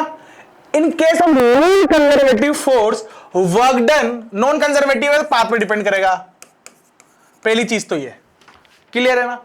उसके बाद बोलता है work done along all path, जितने भी पाथ है, कैन लिखा हुआ है, कैन नॉट बी सेम, हो सकते हैं कि शायद सेम ना हो, हाँ बिल्कुल हो सकता है ना। अरे हमेशा सेम होगा ये थोड़ी बोला था मैंने, वहां पे मैंने बोला था कि सेम हो भी सकता है, समझी ना। तो जरूरी थोड़ी सेम हो ही, जबरदस्ती है क्या सेम होगा। टेंजेंट फोर्स ले ले, और आ गया इस पे लग रहा होगा टेंशन ऐसे, इस डिब्बे पे लग रहा होगा टेंशन ऐसे टी, इसने वर्क डन किया कैसे, टी लग रहा था ऊपर, मूव भी किया ऊपर, तो ऊपर इंटू एक्स, वही टेंशन इधर भी लग रहा होगा सेम, पर ऑब्जेक्ट अलग है। सुरजीत कैन क्या सुरजीत कैन से 10 में से दो सेम हो सकता है। सुभजीत तो सुभजीत ही है भैया, सुभजीत की तो क्या कहने। भैया हाँ पता है व्हाट्सएप पे क्या लिखा हुआ है, हाँ घायल हो इसलिए गाता है। सुभजीत के साथ मस्ती मत कर, लपेट देगा तेरे को। चलो ये एग्जांपल पूरा कर लेते हैं। इस एग्जांपल में हो सकता है कि ऐसा, ये पहले टेंशन लगा ऊपर, मूव करा ऊपर तो t इंटू एक्स, फिर नीचे गया तो t तो ऊपर ही लग रहा था और x नीचे, तो ये दोनों डिफरेंट हो गए ना, ये t इंटू एक्स, ये प्लस का t इंटू एक्स, ये माइनस का t इंटू एक्स। जब नीचे लेके आऊंगा तो टेंशन तो फिर भी ऊपर, टेंशन हमेशा ऊपर लगेगा, मैं इसको ऊपर ले जाऊं नीचे ले जाऊं, टेंशन का डायरेक्शन थोड़ी बदल देते हो तुम, है ना। सौम्या रानी सारिका रानी तेरे को बता रहा हूं, ये तो ऊपर जा रहा हूं तो ये आ गया, नीचे जा रहा हूं तो माइनस आ गया, डिफरेंट हो गया ना। ऐसे फ्रिक्शन में सेम भी हो गया था, क्या टेंशन और फ्रिक्शन दोनों नॉन कंजर्वेटिव फोर्स है, हाँ बिल्कुल, क्या बोलती है ना। चलो जी ये वाला बताओ भाई, जो भी मेरी पीपीटी बनाता है ना उसके हाथ चूमने की इच्छा, भाई क्या बात है। तुम देख रहे हो डायग्राम, भैंस की टांग कैसे बना दिया ये बिंदुक। चलो जी, the figure shown 3 path connecting point A and B, ये ए है और ये बी है ना। A single force F does the indicate work on a particle move along each path. पहली बात तो सिंगल फोर्स है, एफ ही एक ही फोर्स है, एक ही फोर्स की कहानी चल रही है ना। एक बार वो इस पाथ से आता है तो -60 जूल, इस पाथ से जाता है तो +60 जूल, और इस पाथ से वापस आता है तो 60 जूल। ये वाला पार्ट देख के तुमको लग रहा होगा oh my god it is a conservative, but it is not conservative, same force ही है ना, तो फिर यहां से जाने वाला भी +60 ही होना चाहिए था, मानते हो ना। तो this force is non conservative, जो एफ है वो क्या होगा, नॉन कंजर्वेटिव। चमका क्या तुमको, मैंने क्या बोला, चमका सबको रटना नहीं है, समझना है। कहीं लगे दिक्कत है, फील नहीं आ रही तो पूछो मेरे से, समझी तू सौम्या, बहुत कंफ्यूज लग रही है मेरे को शकल से। हाँ ऐसे यही हुई ना बात। देख पहली बात तो ये जितने भी वर्कडन है ये एक ही फोर्स के द्वारा करे गए वर्कडन है, जिसका नाम है एफ। ये बात समझ में आई तेरे को, बहुत बढ़िया।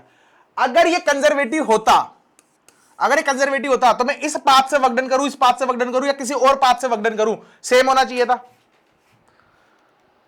सेम होना चाहिए था, भले साइन उल्टा हो जाए। साइन तो उल्टा हो सकता है ना, जैसे मैं एमजी का डिब्बा नीचे ऐसे लेके आया था तो इसने कितना वर्क डन किया था, इसने वर्क डन किया था सर mgh प्लस का, फिर जब वापस ऊपर लेके गया था तो -mgh, ये है ना, ये पता है। तो साइन उल्टे हो सकते हैं, परंतु उनका क्लोज लूप में वर्क डन 0 होना चाहिए, कंजर्वेटिव है तो क्लोज लूप में वर्क डन 0 होना चाहिए।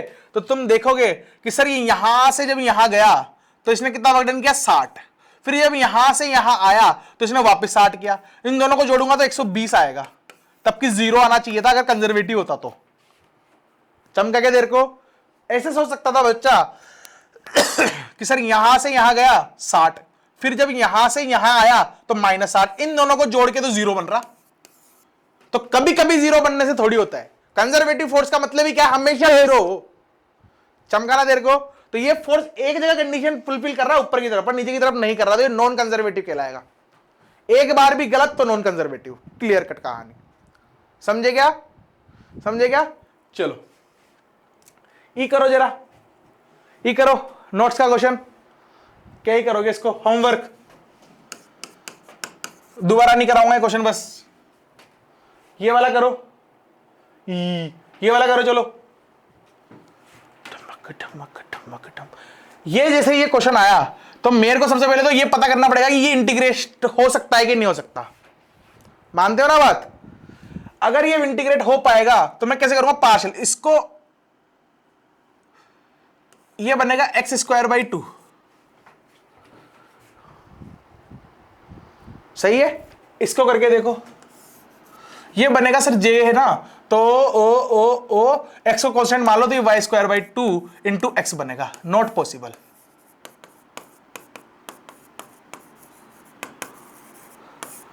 चमका क्या? चमका क्या? तो ये जो फोर्स दे रखा है ये क्या है? नॉन कंजर्वेटिव है। क्या ये नॉन कंजर्वेटिव? चमकता है क्या तुमको अभी ये चीजें? ये भावनाएं समझ में आ रही है ना मेरी? बहुत बढ़िया। चलो अगर ये नॉन कंजर्वेटिव है तो इसको कब सोल्व कर सकता था? जब मेरे को पूरा पाथ दे दे। अगर मेरे को पूरा पाथ दे देता तो मैं सोल्व कर लेता इसको। मानते हो ना ये बात? अरे पाथ दे देगा तो फिर तो कर ही लूंगा ना यार। चलो जी, ये करो, पाथ दे दिया, पाथ दे दिया, पाथ दे दिया। फोर्स की वैल्यू वही है जो ऊपर थी, xi प्लस xyj। चलो इसको करो।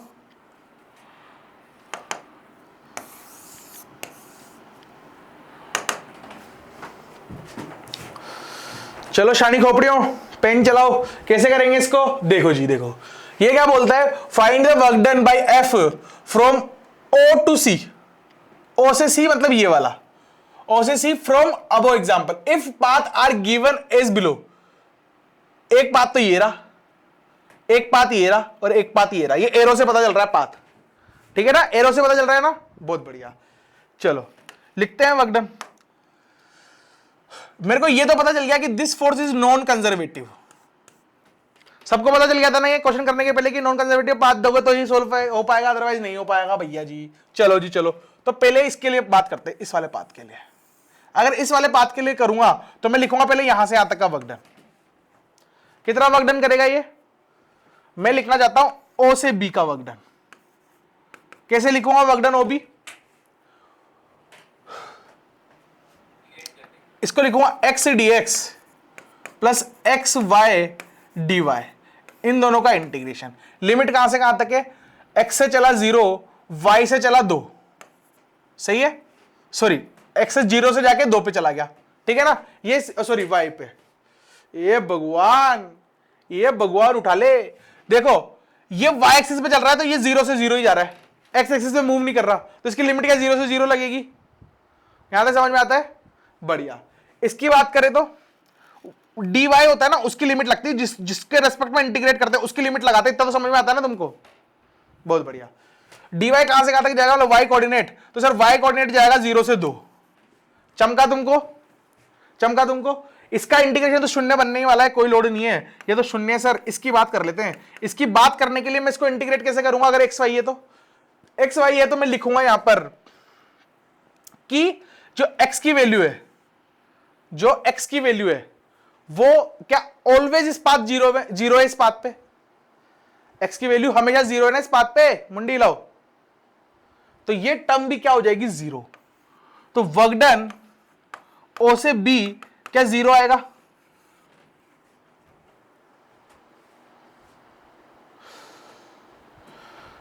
ऐसे और पाथ का भी निकाल के बताओ। अब किसका निकालना है? वर्क डन बाय BC, ये निकालो। चलो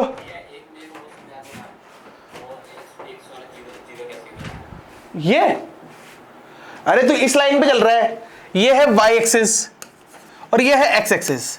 y एक्सिस पे x की वैल्यू हमेशा 0 होती है दोस्त, तो लिमिट 0 से 0 ही तो लगाएगा। ऐसे ये वाला करो, करो जल्दी जल्दी। हे भगवान, बहुत थकने लगा हूं आजकल मैं। मेरे को खाना नहीं मिल रहा है खाने को, फिर मैं पतला भी नहीं हो रहा। ऐसा मेरे साथ क्यों हो रहा है?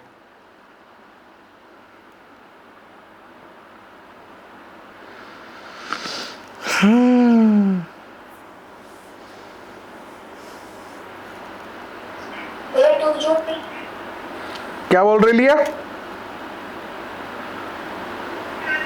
भैया 2 जूल 2 जूल, हाँ होगा, पता नहीं। और भी कर लो सारा।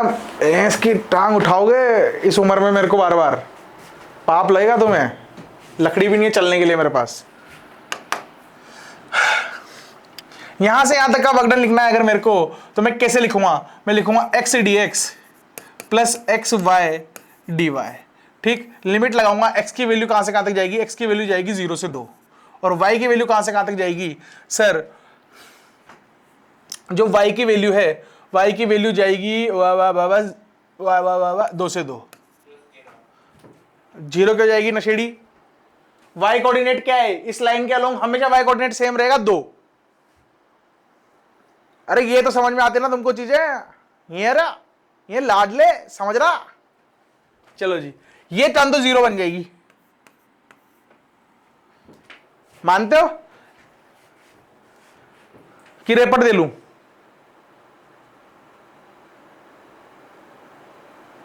सारिका ऐसे ही क्या तूने? भैया भैया माइनस हो जाएगा ना, 2 2 इधर है। हाँ 2 से 2, upper limit minus lower limit, हाँ हाँ माइनस हो जाएगा, तो 0 नहीं आएगा। तो वो वाली एक्स डी एक्स वाली टर्म से आएगा जो आएगा। नहीं इसके लिए बोल रहा हूं, इतने से पार्ट के लिए क्या आया तेरा आंसर? 0 0 ही आएगा भैया। 0 ही आया तेरा अभी?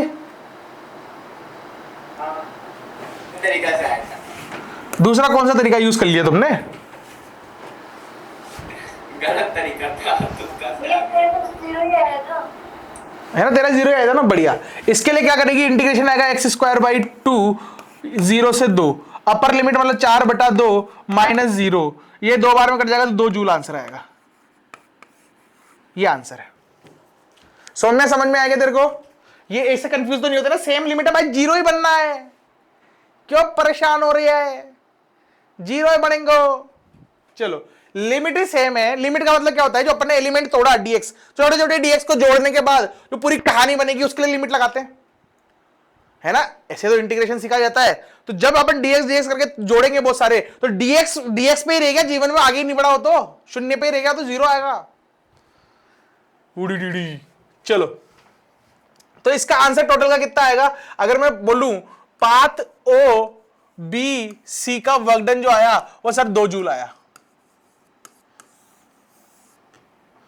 क्लियर है सबको? सबको क्लियर है यहां तक? बहुत बढ़िया।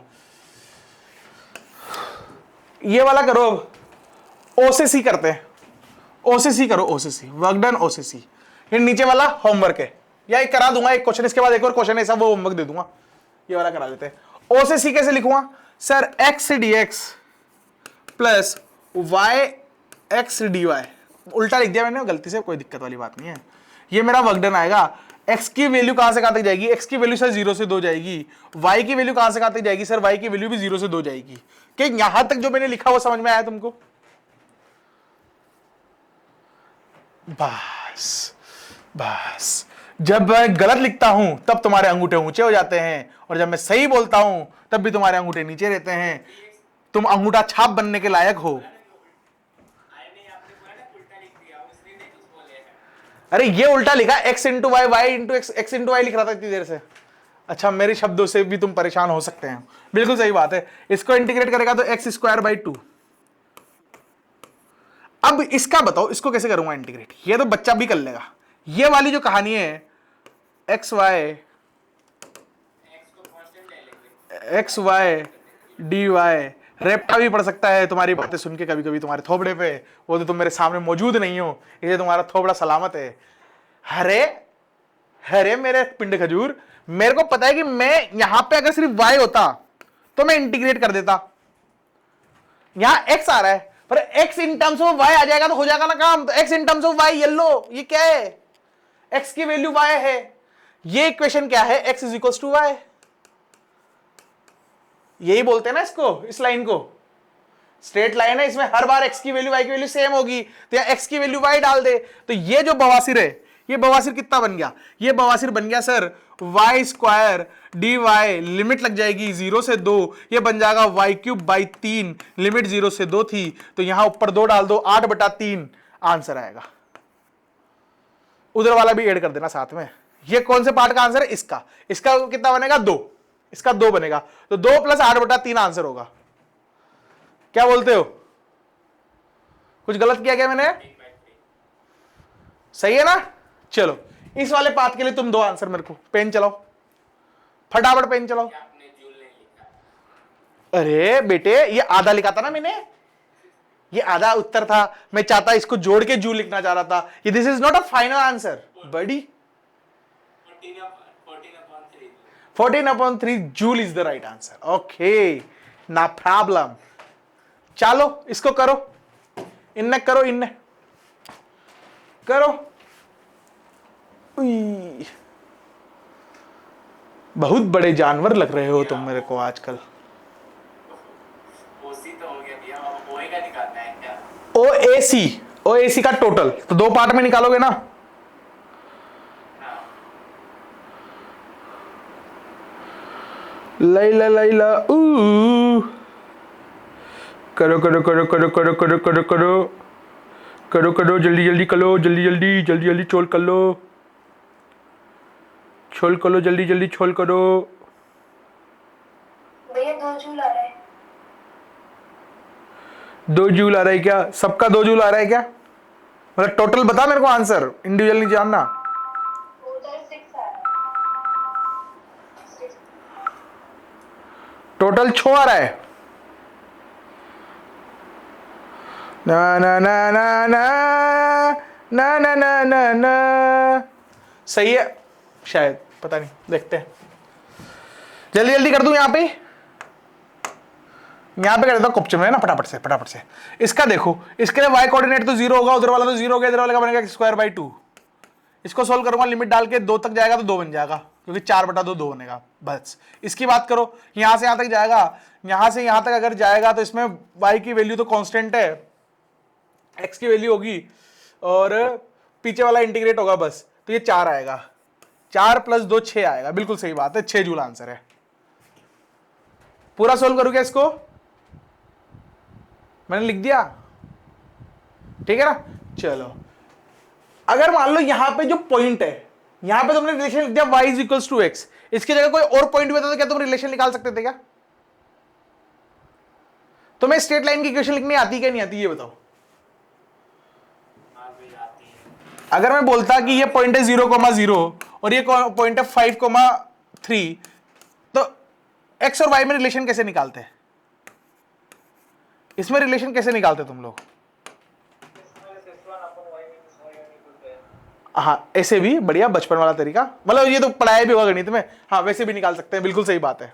बहुत बढ़िया, बहुत ही बढ़िया, बेहतरीन निकली, आती ना तुमको, है ना? बढ़िया। वैसे भी लिख सकते हो, चाहो तो y = mx + c से भी लिख सकते हो, और इनमें वैल्यू डाल डाल के पूरी इक्वेशन भी बना सकते हो। स्लोप कैसे निकालते हैं? Base upon perpendicular upon base, उससे m आ जाएगा। वैसे भी कर सकते हैं, वैसे भी कर सकते हैं। इसने बोला वो भी वही इक्वेशन है, मैंने लिखा है वो भी वही इक्वेशन है, फॉर्म से बस अलग अलग है ना। एक बार लिख के बता भी देता हूं, y = tan theta is my slope. tan theta होता है परपेंडिकुलर अपॉन बेस, तो अगर मैं इसको थीटा मानता हूं क्योंकि यही स्लोप कहलाएगा, स्लोप का एंगल कहलाएगा, तो परपेंडिकुलर कितना है भाई साहब? ये y एक्सिस में चला था 3 और z एक्सिस में चला 5 × x + c। मेरे को पता है जब y की वैल्यू 5 है तो x की वैल्यू 3 है, तो y की वैल्यू 5 डाल देना, x की वैल्यू 3 डाल देना, तो c की वैल्यू निकल के आ जाएगी। तो पूरी y = mx + c वाली इक्वेशन तुम निकाल पाओगे। ऐसे इक्वेशन बना सकते हो ना? बना सकते हैं ना सब ऐसे इक्वेशन? बस ये वाला क्वेश्चन होमवर्क है।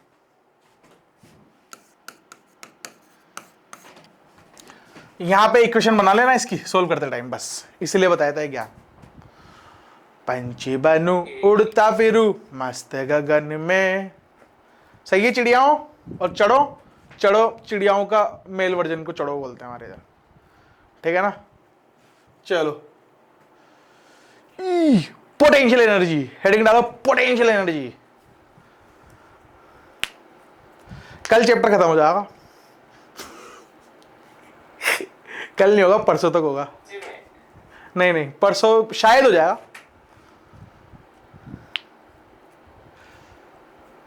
क्या मतलब सेंटर पास खत्म करके आप छुट्टी ले लोगे ना? नहीं, मैं तो कभी छुट्टी नहीं लूँ। मैं तो जिस दिन तुम्हारा पेपर होगा ना, जब तक पढ़ाऊंगा 20 से 28, 20 से 28। ये कंटिन्यू छुट्टी लूंगा ये नहीं बोला मैंने बोला कि उस टाइम पे फ्रिक्वेंसी कम ज्यादा होगी क्लासों की। छुट्टी लूंगा तो सिलेबस कैसे कंप्लीट करूंगा? बीच में कभी मान ले मेरे को कहीं जाना पड़ गया बाहर, तो मैं बाहर जब भी जाता हूँ आउट ऑफ कोटा, तो 3-4 दिन का बोल के जाता हूँ, 5-6 दिन लग जाते हैं, है ना, 1-2 दिन ऊपर ही एक्सटेंड हो जाते हैं। तो उसके लिए बैकअप बचा के रख रहा हूं मैं। इसलिए अपन जब तक हो सकेगा अपन छुट्टियां नहीं लेंगे।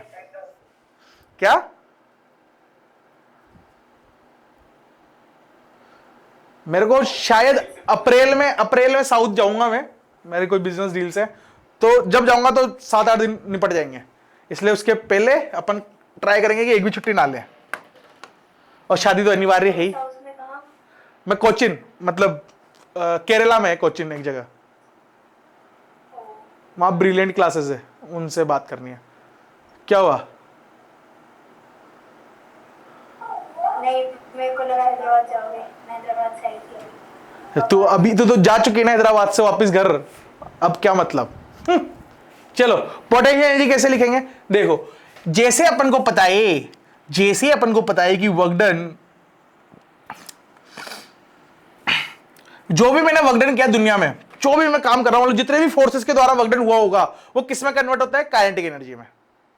किस में कन्वर्ट होता है? अब फील वाली चीजें शुरू कर रहे हैं। मैथमेटिकल चीज तो क्या थी? Work done by all forces is change in kinetic energy. मतलब मैंने जितना भी वर्क डन किया होगा वो सारा किस में गया होगा? काइनेटिक एनर्जी में, सारे फोर्सेस के द्वारा।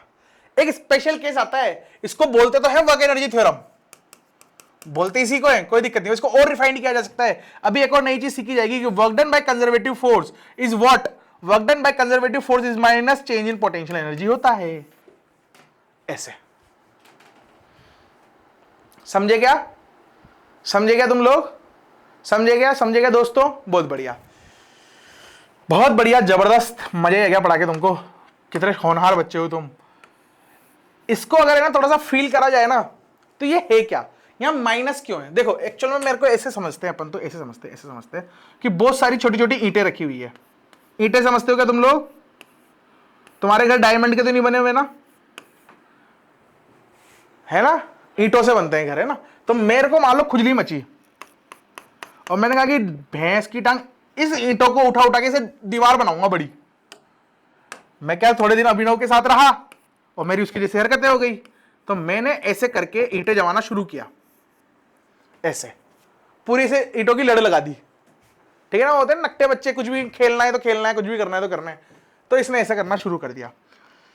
जब मैं इसको लेके आया हूंगा तो मैंने ऐसे बस ऐसे रखी, फिर जब इसको ऊपर उठा के रखा तो इसमें वर्क डन किया कितना? इसकी हाइट थी मान लो h, तो मैंने इसमें वर्क डन किया mgh।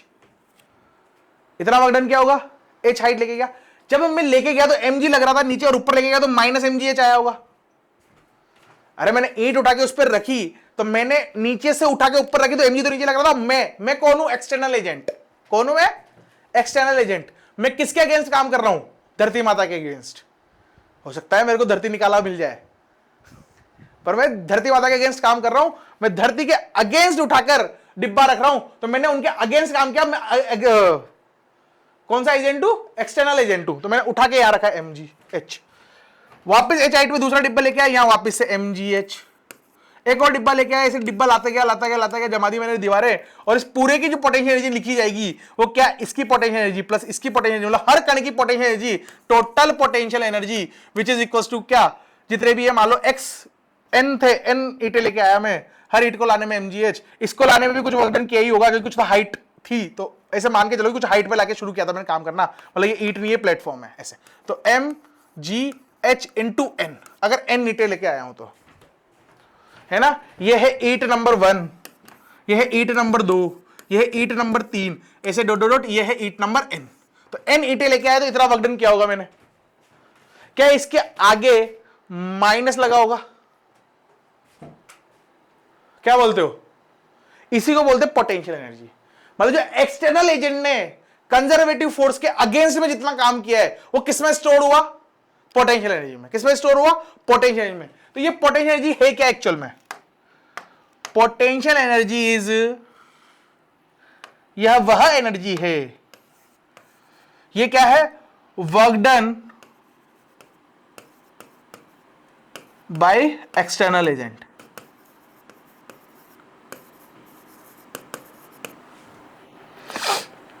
Work done by external agent against conservative force.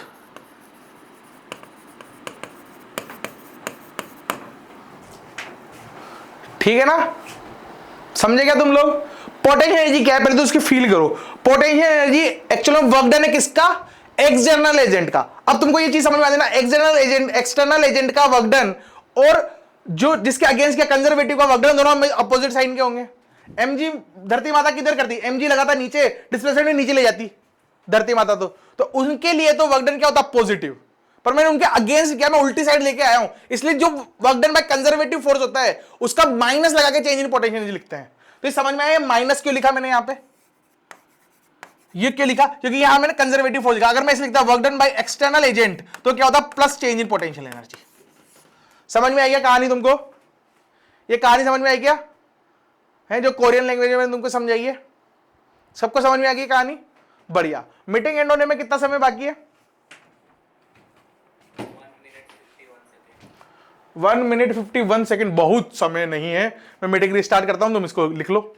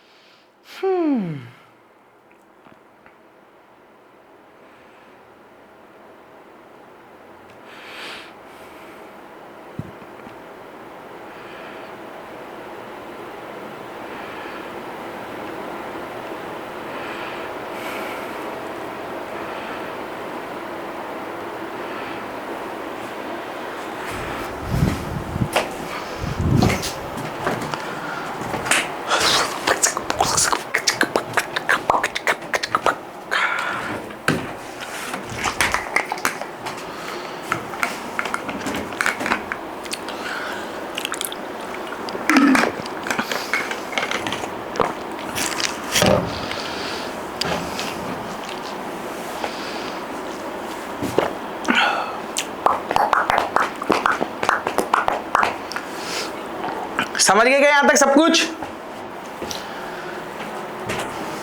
है ना? है नहीं? समझ में आई नहीं?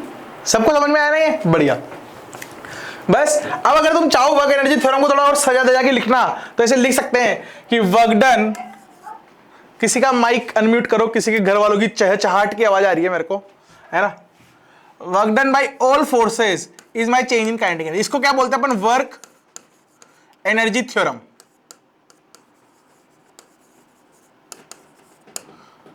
ठीक है ना? जब हाइट पे लिखता हूं तो मेरी राइटिंग बहुत बवासीर हो जाती है। थोड़ा नीचे लिखते हैं, work done by all forces is what? Change in kinetic energy. इसको वर्क एनर्जी थ्योरम बोलते हैं। इसको थोड़ा और तराशा जाए तो मैं लिख सकता हूं कि मैंने दो तरह के वर्क डन सीख लिए सर, दो तरह के फोर्स के बारे में जाना। एक होता है work done by conservative plus work done by non conservative which is equals to change in kinetic energy. सही है? सही है। एक और फोर्स यहां पे लिखा जा सकता है, work done by pseudo force. ऐसा एक क्वेश्चन किया भी था अपन ने, करा था ना? क्या work done frame of reference पे डिपेंड करता है? हाँ बिल्कुल करता है। सही है ना? वर्क डन क्या है? एनर्जी है। बिल्कुल। अगर work done frame of reference पे डिपेंड करता है तो सूडो फोर्स भी आ सकता है कभी जीवन में। आ सकता है ना? आ सकता है ना? ऐसा एक क्वेश्चन करवाया था मैंने। ठीक है, तुम चाहो तो क्वेश्चन ही बता सकता हूं मैं तुमको, पर क्या ही बताना अपने नोट्स में। तो ये तीन varieties of force is equal change in kinetic energy. तो तुम इसको लिख सकते हो कि work done by pseudo force plus work done by non conservative force minus change in potential energy is equal to change in kinetic energy. लिख सकते हैं ना ऐसे? क्या ही लोड है इसमें? बस इसको थोड़ा और सजाना चाहो तुम तो लिख सकते हो work done by power pseudo force plus work done by non conservative force which is equal to change in kinetic energy plus change in potential energy. सही है? ये जो दो तरह की एनर्जी को जोड़ा गया, ये मैकेनिकल एनर्जी के टाइप हैं, इसलिए इन दोनों को जोड़ने के बाद बोलते हैं अपन टोटल मैकेनिकल एनर्जी। टोटल लिख दिया मैंने टोटल की जगह।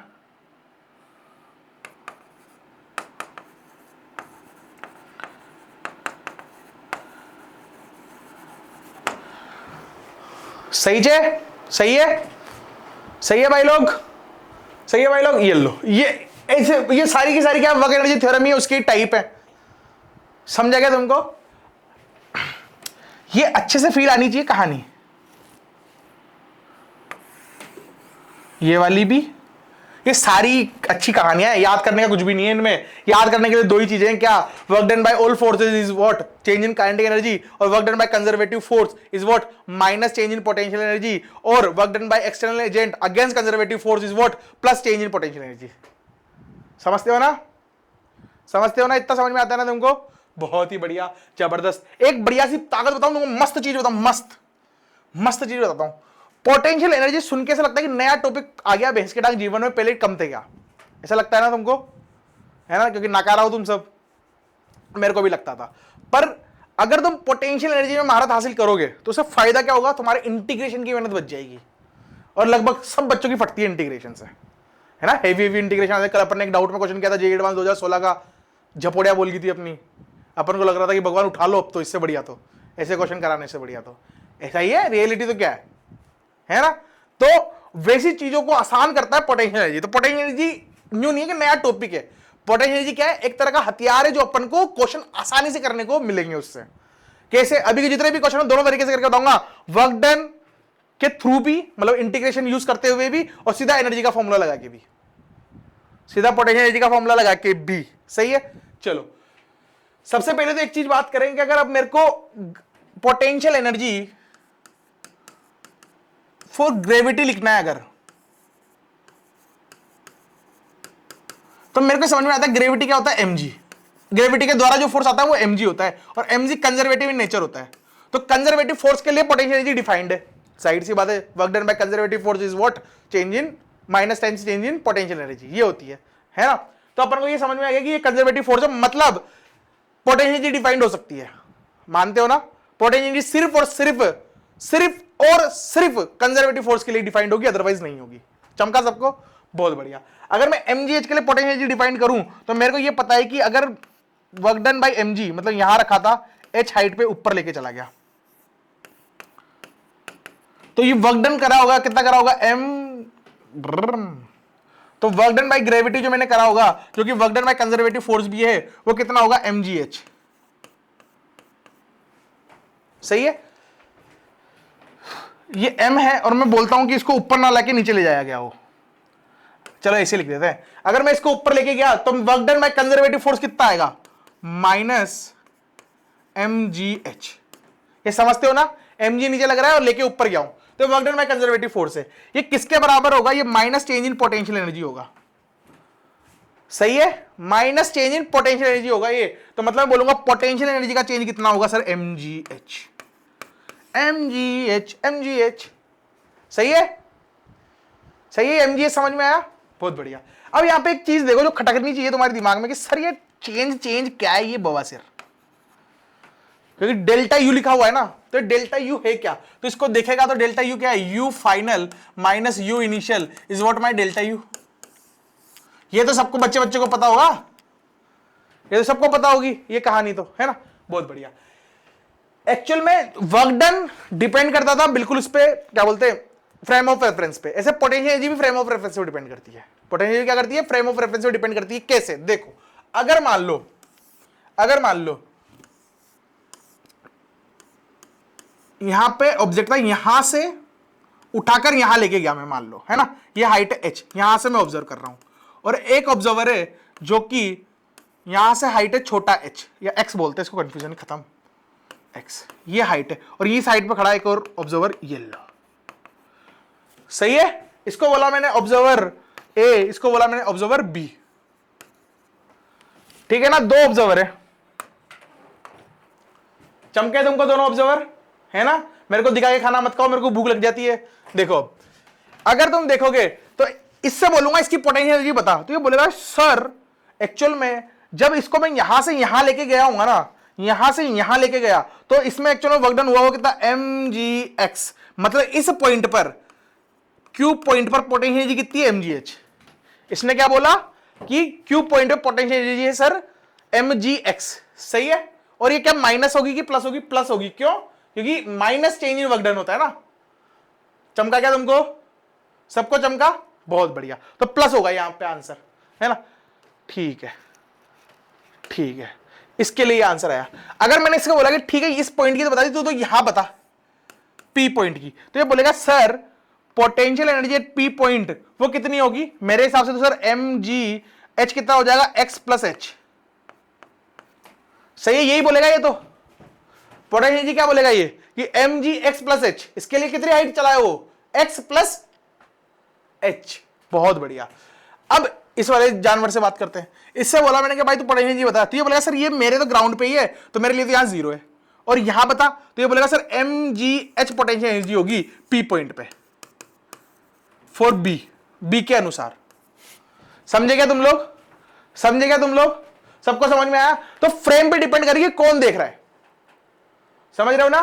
Potential energy frame of reference पे डिपेंड करती है, पर जो सबसे ब्यूटीफुल पार्ट है इसका कि जो चेंज इन पोटेंशियल एनर्जी होती है, जो चेंज होता है, जो चेंज होता है वो क्या होता है? Independent of frame of reference.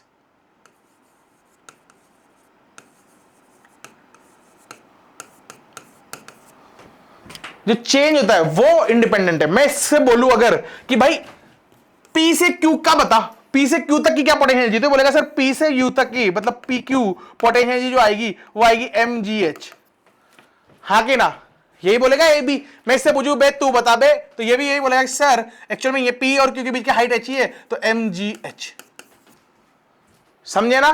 तो जो डिफरेंस है पोटेंशियल एनर्जी में, चेंज बोल लो या डिफरेंस बोल लो, डिफरेंस क्या फ्रेम ऑफ रेफरेंस पे डिपेंड करता है? नहीं। क्या डिपेंड करता है? सिर्फ पोटेंशियल एनर्जी लिखूंगा तो, क्योंकि एक्चुअल में मैं उस पॉइंट को मैं डिसाइड करता हूं कि कहां मैं जीरो मानूंगा। इस जानवर ने यहां पे क्यू पे जीरो मानी पोटेंशियल एनर्जी, है कि नहीं है? और इसने इसके यहां पे जीरो मानी, इसको आर बोलते हैं। तो बी ने ए ने आर पे जीरो मानी पोटेंशियल एनर्जी और बी ने क्यू पे जीरो मानी पोटेंशियल एनर्जी। तो डिपेंड करता है कि आप कहां जीरो मानोगे। तो हर किसी क्वेश्चन में जिस जगह जीरो मानने से आसान हो सकता है क्वेश्चन, वहां पे जीरो मान लिया करेंगे अपन। पहली चीज तो ये, जो चीज है जो फ्रेम ऑफ रेफरेंस पे डिपेंड नहीं करेगी वो क्या होती है? Change in potential energy. समझोगे? जब मैंने बोला यहां से यहां तक लेके गया तो पोटेंशियल एनर्जी लिखो, तो मैंने लिखी है potential energy sir m g बड़ा एच, ये लिखी। इसमें जब मैंने ये लिखी इसका मतलब क्या है कि मैंने इस पॉइंट पर जो पोटेंशियल एनर्जी थी इसको क्या माना? जीरो। इस पॉइंट पे पोटेंशियल एनर्जी क्या माना मैंने? जीरो। इस लेवल पे जीरो माना जब भी तो ऊपर एम जी एच आई। हाँ कि ना? बहुत बढ़िया। अगर मैं बोलता, चलो अब क्या बोलता तो समझ में आ गया, बोल बोल के थक गया मैं तो, ठीक है ना? किसी को कोई दिक्कत इसमें? किसी का पेट दर्द हो रहा है? सबका मामला सेट है? किसी को कोई दिक्कत नहीं है कॉन्सेप्ट्स वगैरह में? चलो जी ई करो। ओए तेरी पैस की टांग, इसको पढ़ लेते हैं एक बार, है ना? महत्वपूर्ण बिंदु है ये। मेरी राइटिंग अच्छी नहीं है ना, मैं लिख के लाता हूं अच्छे फॉन्ट में तुम्हारे लिए कि समझ जाओ। Potential energy can be defined only for conservative force, sorry. It has no relevance for non-conservative force. Non-conservative force के लिए potential energy डिफाइंड नहीं होती। एक चीज और बताना चाहूंगा मैं यहां पर, जब मैंने potential energy लिखी तो मैंने potential energy for the system कितनी लिखी थी? ये है ना? तो ईंटों की जो लड़ बनाई मैंने उसको क्या बोलूंगा? सिस्टम। उसको क्या बोलूंगा मैं? सिस्टम की पोटेंशियल एनर्जी। चमका क्या दोस्तों? एक टर्मिनोलॉजी है बस।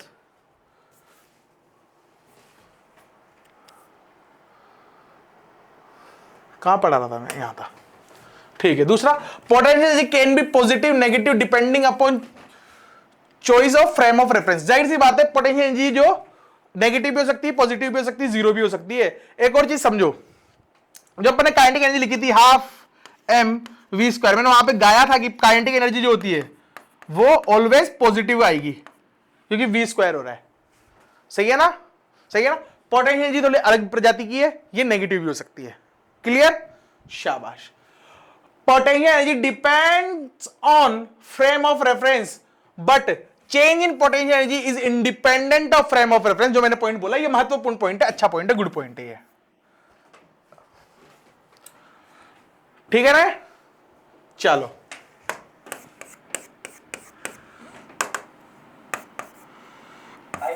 हाँ, नंबर पॉइंट 2 बार एक्सप्लेन कर सकते हैं? मेरा नेटवर्क चला गया। 3 नंबर भाई, तेरा नेटवर्क चला गया तो दोबारा से क्लिप देख लेना वीडियो की, बहुत मेहनत की है, मैं दोबारा नहीं बता पाऊंगा। तेरा नेटवर्क क्यों चला जाता है दोस्त? अरे भाई एयरटेल फाइबर लगाया था, वो काम नहीं कर रहा है, जियो लगाना पड़ेगा। 4th पॉइंट, भैंस की टांग, ये पॉइंट्स हटाना भूल गया ना मैंने आधे तो हटा दिए थे, आधे रह गए यार, क्षमा चाहता हूं। अभी मतलब कल ही बनाई थी मैंने, आज तो पीपीटी बनाई नहीं, कल ही डाला था सब कुछ, थ्योरी कल ही लिखी थी सारी। Potential energy should be considered to be property of entire system. जो मैं अभी गा रहा था कि पोटेंशियल एनर्जी पूरे सिस्टम के लिए डिफाइन करी जा सकती है, बिल्कुल करी जा सकती है, कोई दिक्कत वाली बात नहीं है उसमें, है ना, rather than assign to any specific particle. एक स्पेसिफिक पार्टिकल के लिए नहीं होता, क्योंकि मैं लेके गया तो मैंने सारी जोड़ दी, जोड़ के टोटल एनर्जी बोल दी, है ना। चलो जी, last point, it is a function of position and does not depends on path. ये वाला बताऊंगा मैं आगे जाके, काम आएगा ये 5वां पॉइंट, ठीक है ना। जो अपन ने कहा कि इंटीग्रेशन से पता कर सकते हैं अपन कि फोर्स इज कंजर्वेटिव और नॉट, वो यहां से भी पता कर सकते हैं, पर ये टॉपिक बाद में पढ़ाया इसलिए, और ये बाद में आता है, वरना मैं बोलता क्या, कौन से force equals to change in minus potential energy होगी, उसके लिए मेरे को कंजर्वेटिव पहले पढ़ाना पड़ा।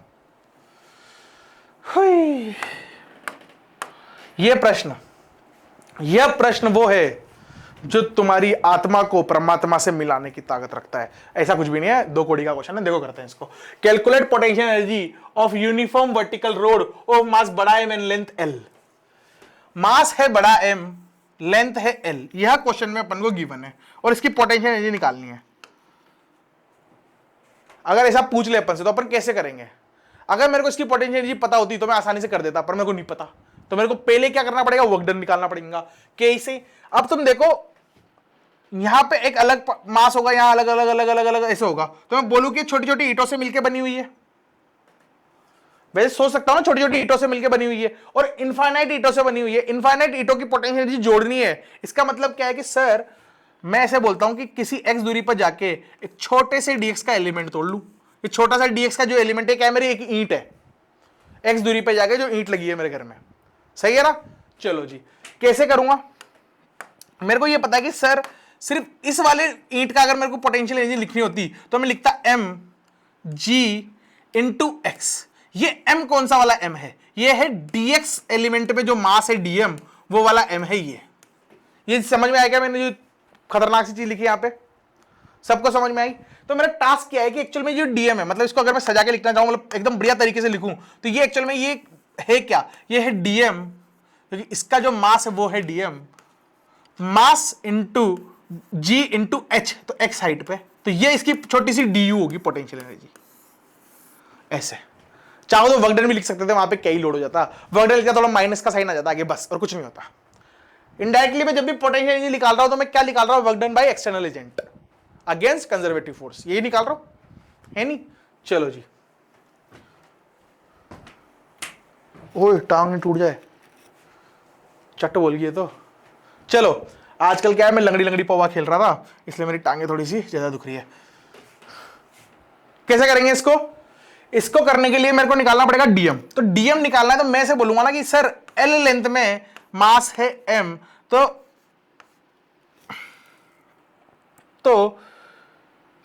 एक छोटा सा dm अगर मेरे को लिखना है तो वो मैं लिखूंगा sir l by m into, sorry ऐसे नहीं करते, ऐसे करते हैं, ऐसे नहीं करके ऐसे करते हैं कि ये है, तो मैं बोलूंगा यूनिट लेंथ में कितना मास है, बोलूंगा m बाई एल। ठीक है, एक छोटी सी यूनिट में, कितनी यूनिट में चाहिए सर, dx में चाहिए, तो dx यूनिट पर जो मास होगा वो ये होगा, ये क्या मेरा dm होगा। ये dm लिखना समझ में आएगा तुमको? मैंने क्या करा, पहले m के l टुकड़े कर दिए, जितनी इसकी लेंथ थी उतने सारे टुकड़े कर दिए। मेरे को कितनी लेंथ का टुकड़ा चाहिए था, dx लेंथ का, dx लेंथ के टुकड़े से उसको गुणा कर दिया, तो क्या निकल के आया, मेरा dm मास निकल के आया। मानते हो ना ये चीज? किसी को इसमें कंफ्यूजन है क्या? है ना? हाँ, बस इसको यहां पे लगाओ, लिखो, सजाओ धजाओ, जो भी करना है करो। मैं लिखूंगा m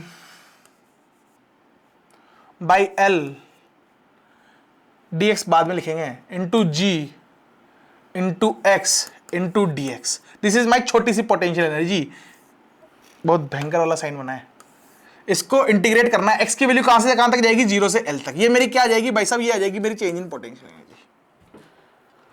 या सीधा बोल दो पोटेंशियल एनर्जी, क्योंकि मैं वहां पे जीरो मान रहा हूं। तो अगर मैं जीरो मान रहा हूं तो इसको यू लिख देते हैं, ठीक है ना। चेंज इन यू क्यों नहीं लिख रहा, क्योंकि मैं इस पॉइंट पे जीरो मान रहा हूं, सही है। Final minus initial, initial zero मान रहा हूं तो सिर्फ फाइनल वाली निकलेगी, मतलब यहां इसकी जो पोटेंशियल एनर्जी होगी यू होगी। चमका क्या तुमको, चमका क्या सौम्य, नींद आ रही है भयंकर तेरे को, है डमरू जैसी आंखें क्यों बना रखी है तूने। चलो जी, इसमें देखो MLG सब कांस्टेंट है, x बचा तो x स्क्वायर बाई 2 लिमिट 0 से L, और ये पूरे को मैंने बोल दिया k, तो k को यहां लिख देता हूं क्योंकि मेरे को नहीं लिखना बार बार। इसको इंटीग्रेट करेंगे तो L स्क्वायर बाई 2 इंटू के की वैल्यू थी mg बाई L। तुम देखो L को निपटा रहा है, तो L ने L को निपटा दिया, एक L बचेगा, तो मैं लिखूंगा mg L बाई 2। ये ब्रैकेट में L बाई 2 क्यों लिखा मैंने, क्योंकि यहां से कॉन्सेप्ट सीखने को मिलेगा तुमको।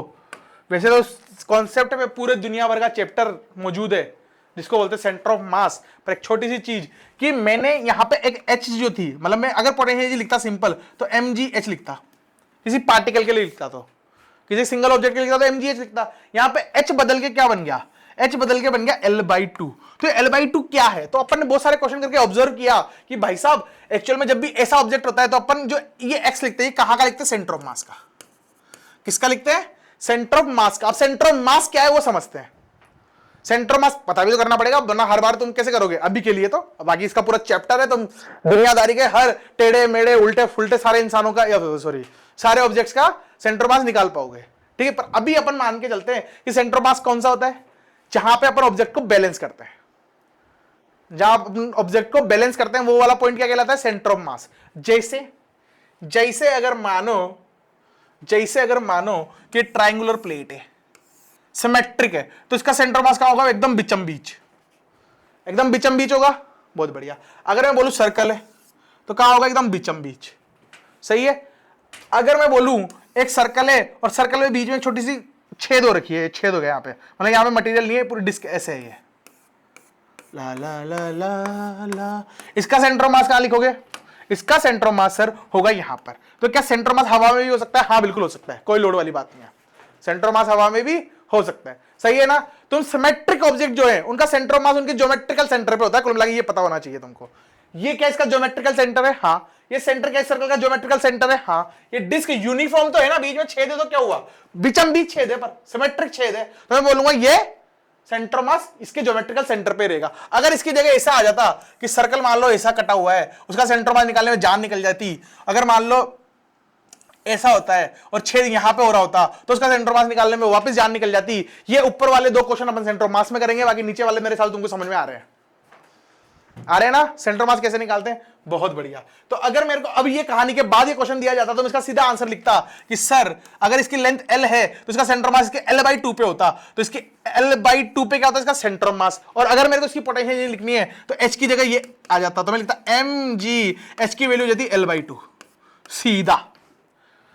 समझ में आया क्या। तो जब भी अपन अब लिखेंगे, मतलब अगर मैं potential energy due to gravity लिखूं, ओह स्लाइड के पेज ही फुल हो गया यार, बहुत बुरा हुआ मेरे साथ, मैं इसको मिटाना चाहूंगा।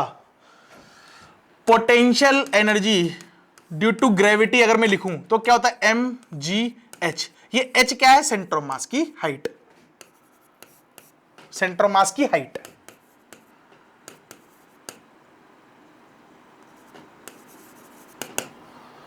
ऐसे, ठीक है ना भाई लो और भाई लियाओ, ऑल ओके। चलो, ओह माय गुडनेस,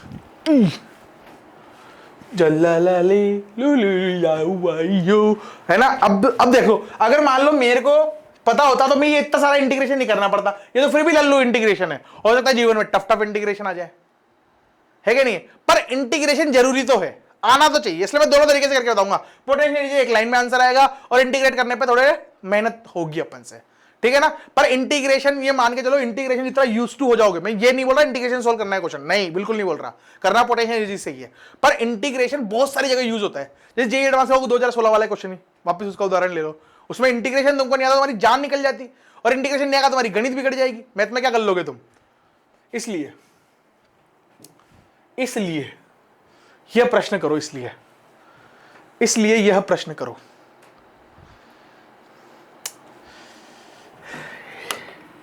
इसको कैसे बोलूंगा कि सर इनिशियली पोटेंशियल एनर्जी मैं कहां जीरो मानूं, ये मेरे पे डिपेंड करता है। सही है ना? तो मैंने बोला कि मैंने इनिशियली कहां माना, जब यहां पे इसका सेंटर मास था, यहां सेंटर मास था, मैंने यहां जीरो मान ली यू। ये क्या है? You initial. क्लियर भाई लो, है ना? फिर क्या हुआ? लिफ्ट हुआ, तो ये सेंटर मास थोड़ा ऊपर गया, यहां पे कहीं चला गया, यहां पे चला गया। इस जगह मैंने पोटेंशियल एनर्जी क्या मानी? यू। सही है? क्या मानी मैंने? यू। मेरे को क्या निकालना है? यू निकालना है। अगर मेरे को यू निकालना है तो मैं कैसे निकालूंगा यू? ये हाइट निकालनी पड़ेगी मेरे को, ये मेरा टास्क है। ये कितनी है? क्योंकि जितनी ये हाइट होगी, मान लो ये छोटा h होगी, तो मेरा आंसर क्या होगा? mgh। ये आंसर नहीं होगा, ये पोटेंशियल एनर्जी होगी कुल मिला के। निकालने को तो कुछ और बोला है, पर मेरे को पोटेंशियल एनर्जी निकालनी पड़ रही है, मेरे को पता है इतना तो, है ना? चलो जी, ओके। तो देखो ये हाइट जो है मेरी, ये l है, सॉरी l/2 है। सही है ना? अगर ये l/2 है तो ये l cos l/2 होगी। क्या होगी? l cos l/2, sorry l/2 cos theta होगी। तो ये जो हाइट है, ये वाली, ये वाली कितनी है? l cos theta, l/2 cos theta. और ये वाली जो हाइट है, यहां से लेके यहां तक की, ये वाली जो हाइट है, ये कितनी है सर? ये है l sin theta, l/2 sin theta. चमकता है ना सबको? तो ये वाली हाइट कितनी होगी सर? ये होगी l/2 minus l/2 minus what? l/2 minus l/2 sin theta. Are you getting my point? ये वाली h है, ये छोटी h। इसको अगर मैं mg से इंटू कर दूं तो ये मेरी पोटेंशियल एनर्जी होगी। L और साइन थीटा की वैल्यू चाहो तो डाल देना। L की वैल्यू दे रखी 1 मीटर और साइन थीटा की वैल्यू दे रही 60 डिग्री। वो चाहो तो तुम डाल के सोल्व कर लेना, मैं नहीं कर रहा। अब देखो, अब पूछा क्या, पढ़ लेते इसको। Find the work done by applied force in following beginning the rod to the inclined position. यहां से इसको ऐसे थीटा घुमा दिया। अब ये बोलता है कि जिस फोर्स ने इसको घुमाया वो निकालो। तो मेरे को क्या पता है? मेरे को ये पता है कि यार देखो, मेरे को पता है work done by all forces is what? Change in my kinetic energy. ये सबको पता है, सबको पता है। यहां पे ऑल फोर्सेस क्या क्या है सर? एक तो फोर्स है mg वाला, है ना? एक तो mg वाला फोर्स है, और दूसरा फोर्स कौन सा है सर? F अप्लाइड जो है। बस यहां हिंज पे भी नॉर्मल लग रहे होंगे, पर इंटरनल फोर्सेस में आ जाएगा तो जीरो हो जाएंगे, उनका लोड नहीं लेना। ठीक है ना? चलो, मेरे को पता है इसके द्वारा जो वर्क डन होगा वो तो minus change in potential energy होगा। क्या बोलते हो? है ना? और इसका मेरे को पता नहीं है, पर मेरे को क्या चेंज इन काइनेटिक एनर्जी पता है। तो ये बोलता है स्लोली ला रहे हैं, स्लोली। तो स्लोली ला रहे हैं, तो जब भी स्लोली लिखा हो शब्द, काइनेटिक एनर्जी का टर्म आ रहा हो और बहुत स्लोली यूज किया हो, तो इसका मतलब क्या है कि उसकी इनिशियल काइनेटिक एनर्जी, मतलब इनिशियल वेलोसिटी और फाइनल वेलोसिटी दोनों जीरो होंगी, है ना? जीरो होगी। तो मैं बोलूंगा कि चेंज इन काइनेटिक एनर्जी तो जीरो होगा। ये जो मैंने इतनी तगड़ी चीजें लिखी यहां पे, समझ में आई क्या तुमको? सबको समझ में आई? बहुत बढ़िया। चलो जी, तो मेरे को पता चल गया ये फोर्स अप्लाइड जो आएगा वो चेंज इन पोटेंशियल एनर्जी आएगा ना? और ये चेंज इन पोटेंशियल एनर्जी क्या रही? ये आंसर है तुम्हारा। समझे? एक लाइन में सोल्व हो गया। अब अगर तुम इसको इंटीग्रेशन से करो तो मैं करके बता देता हूं, भले पहले इसको देख लो, समझ लो, इसमें कोई डाउट है तो पूछ लो। हाँ,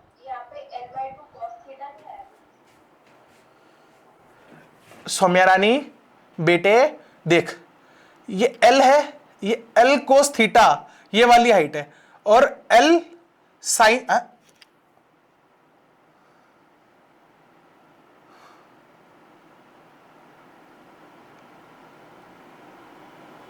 सॉरी एक गलती कर दी मैंने, एक छोटी सी गलती, बस उसको सही करना पड़ेगा।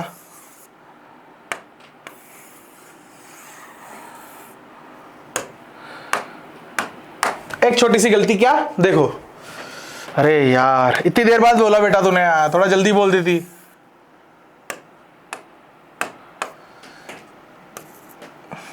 यहां से यहां लेके आया, ये हाइट है h, ये निकालनी है, ये मान लिया मैंने l/2, ये l/2 है, गिवन है क्वेश्चन में, ये l/2 है, तो ये l/2 cos थीटा हो गई ये वाला पार्ट।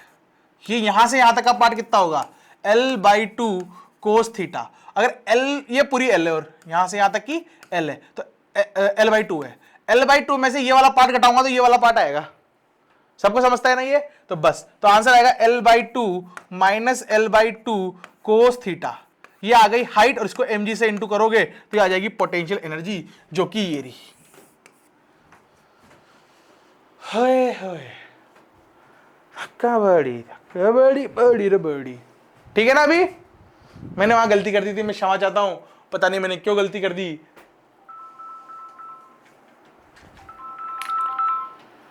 हाँ, कहाँ हुई, क्या हुआ, कुछ है, कुछ काम था क्या? अब तो चाय पीने चलेगा ऐसा? ठीक है, अभी आता हूं थोड़ी देर में।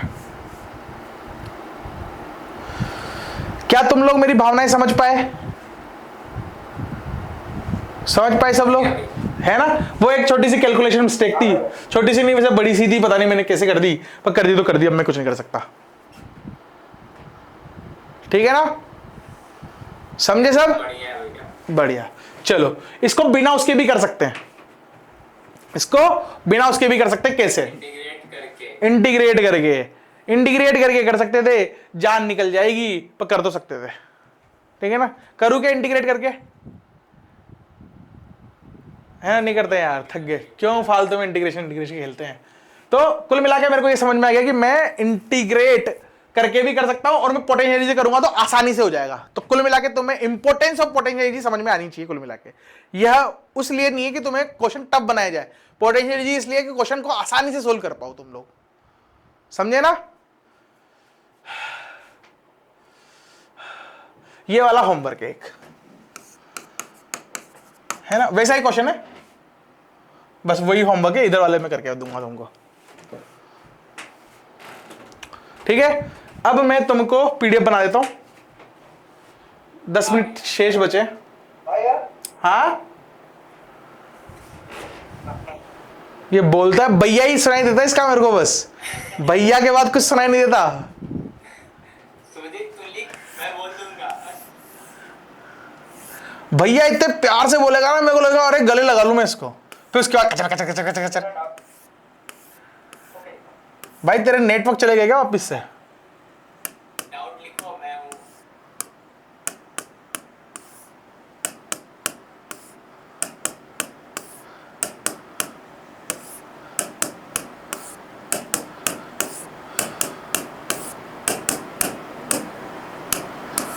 ये लो साहब,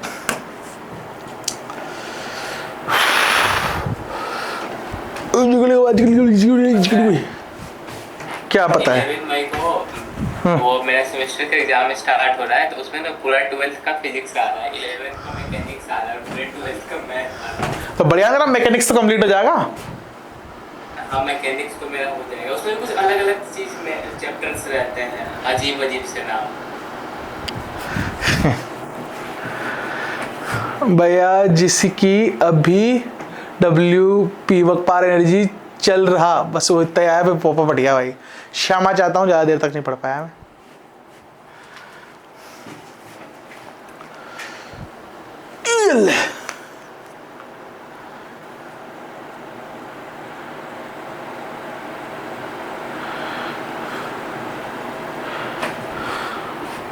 अरे कौन नशे में बोल रहा है लेक्चर 3 अपलोड नहीं हुआ? हो तो क्या लेक्चर 3 अपलोड नहीं हुआ क्या?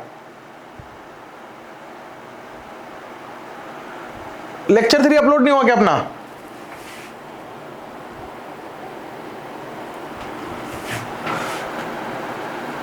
आयुष भैंस की टांग। भैया हाँ, उसका डाउट है कि भैया जैसे कि अभी WP चल रहा है तो सर्कुलर मोशन का शीट कंप्लीट नहीं हुआ, तो क्या सर्कुलर मोशन छोड़ के WP पे आ जाऊं? नहीं, ऐसे कैसे आ जाऊं? दोनों को पैरेलली करो। अब भाई ऐसे करोगे तो बैकलॉग बनता ही जाएगा ना, और हमेशा शीट थोड़े दिन तक चलती है, दूसरा चैप्टर चालू हो जाता है ना उसके पुरानी शीट चलती है, ये होता ही ऐसा। क्योंकि डे एंड पे मैंने टॉपिक कवर किया तो उसके बाद ही तुम क्वेश्चन करोगे वो वाला तो चलेगा, अब साथ में पैरेलली मैनेज करो उसको। वर्क पार्ट जी लेक्चर 3 चल तो क्या 7 घंटे पहले लाइव हो गया, कैसा आदमी है ये।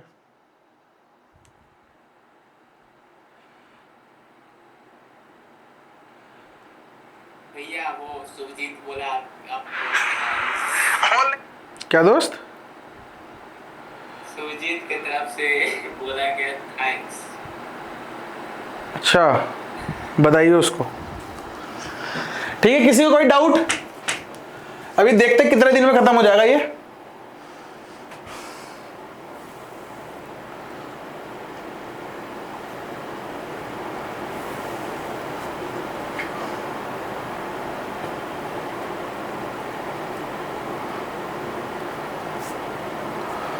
दो से 3 दिन में खत्म हो जाएगा भाई।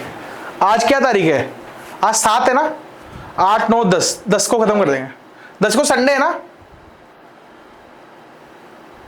नहीं कल ग्रुप में एक्टिव रहिएगा थोड़ा। वो 10 को नहीं संडे, 12 को है। 12 को है ना, तो संडे के पहले आराम से खत्म हो जाएगा 110%। इसके बाद क्या चालू करने वाले हैं अपन? Centre of mass. Centre of mass मैंने जब इंडिविजुअल पढ़ाया था तो 12 घंटे लगे थे उसको पढ़ाने में। 12 घंटे मतलब 6 दिन लगेंगे अपन को। डाउट जोड़ लो तो 7-8 दिन में हो जाएगा। भैया शायद भैया कल कल से क्लास का टाइम कल क्लास का टाइम तुम बताओ क्या रखूं? वही 8:30 से 10:30। अभी से ही? क्लास होगा कोई इंटरव्यू का? कल क्लास क्यों नहीं होगा क्लास? कल दोपहर तक पता चल जाएगा वहाँ क्या देर रहते हैं। अच्छा हाँ, तो कल दोपहर कल के क्लास का टाइम क्या रखूं? तुम लोग बोलो वही रख दूंगा। सर हम भैया हम कल देख के बता देंगे। रात को रखोगे क्या? रात को रखोगे तुम क्लास हैं? सुबह में भी रख सकते हैं 4 बजे, सुबह 5 बजे।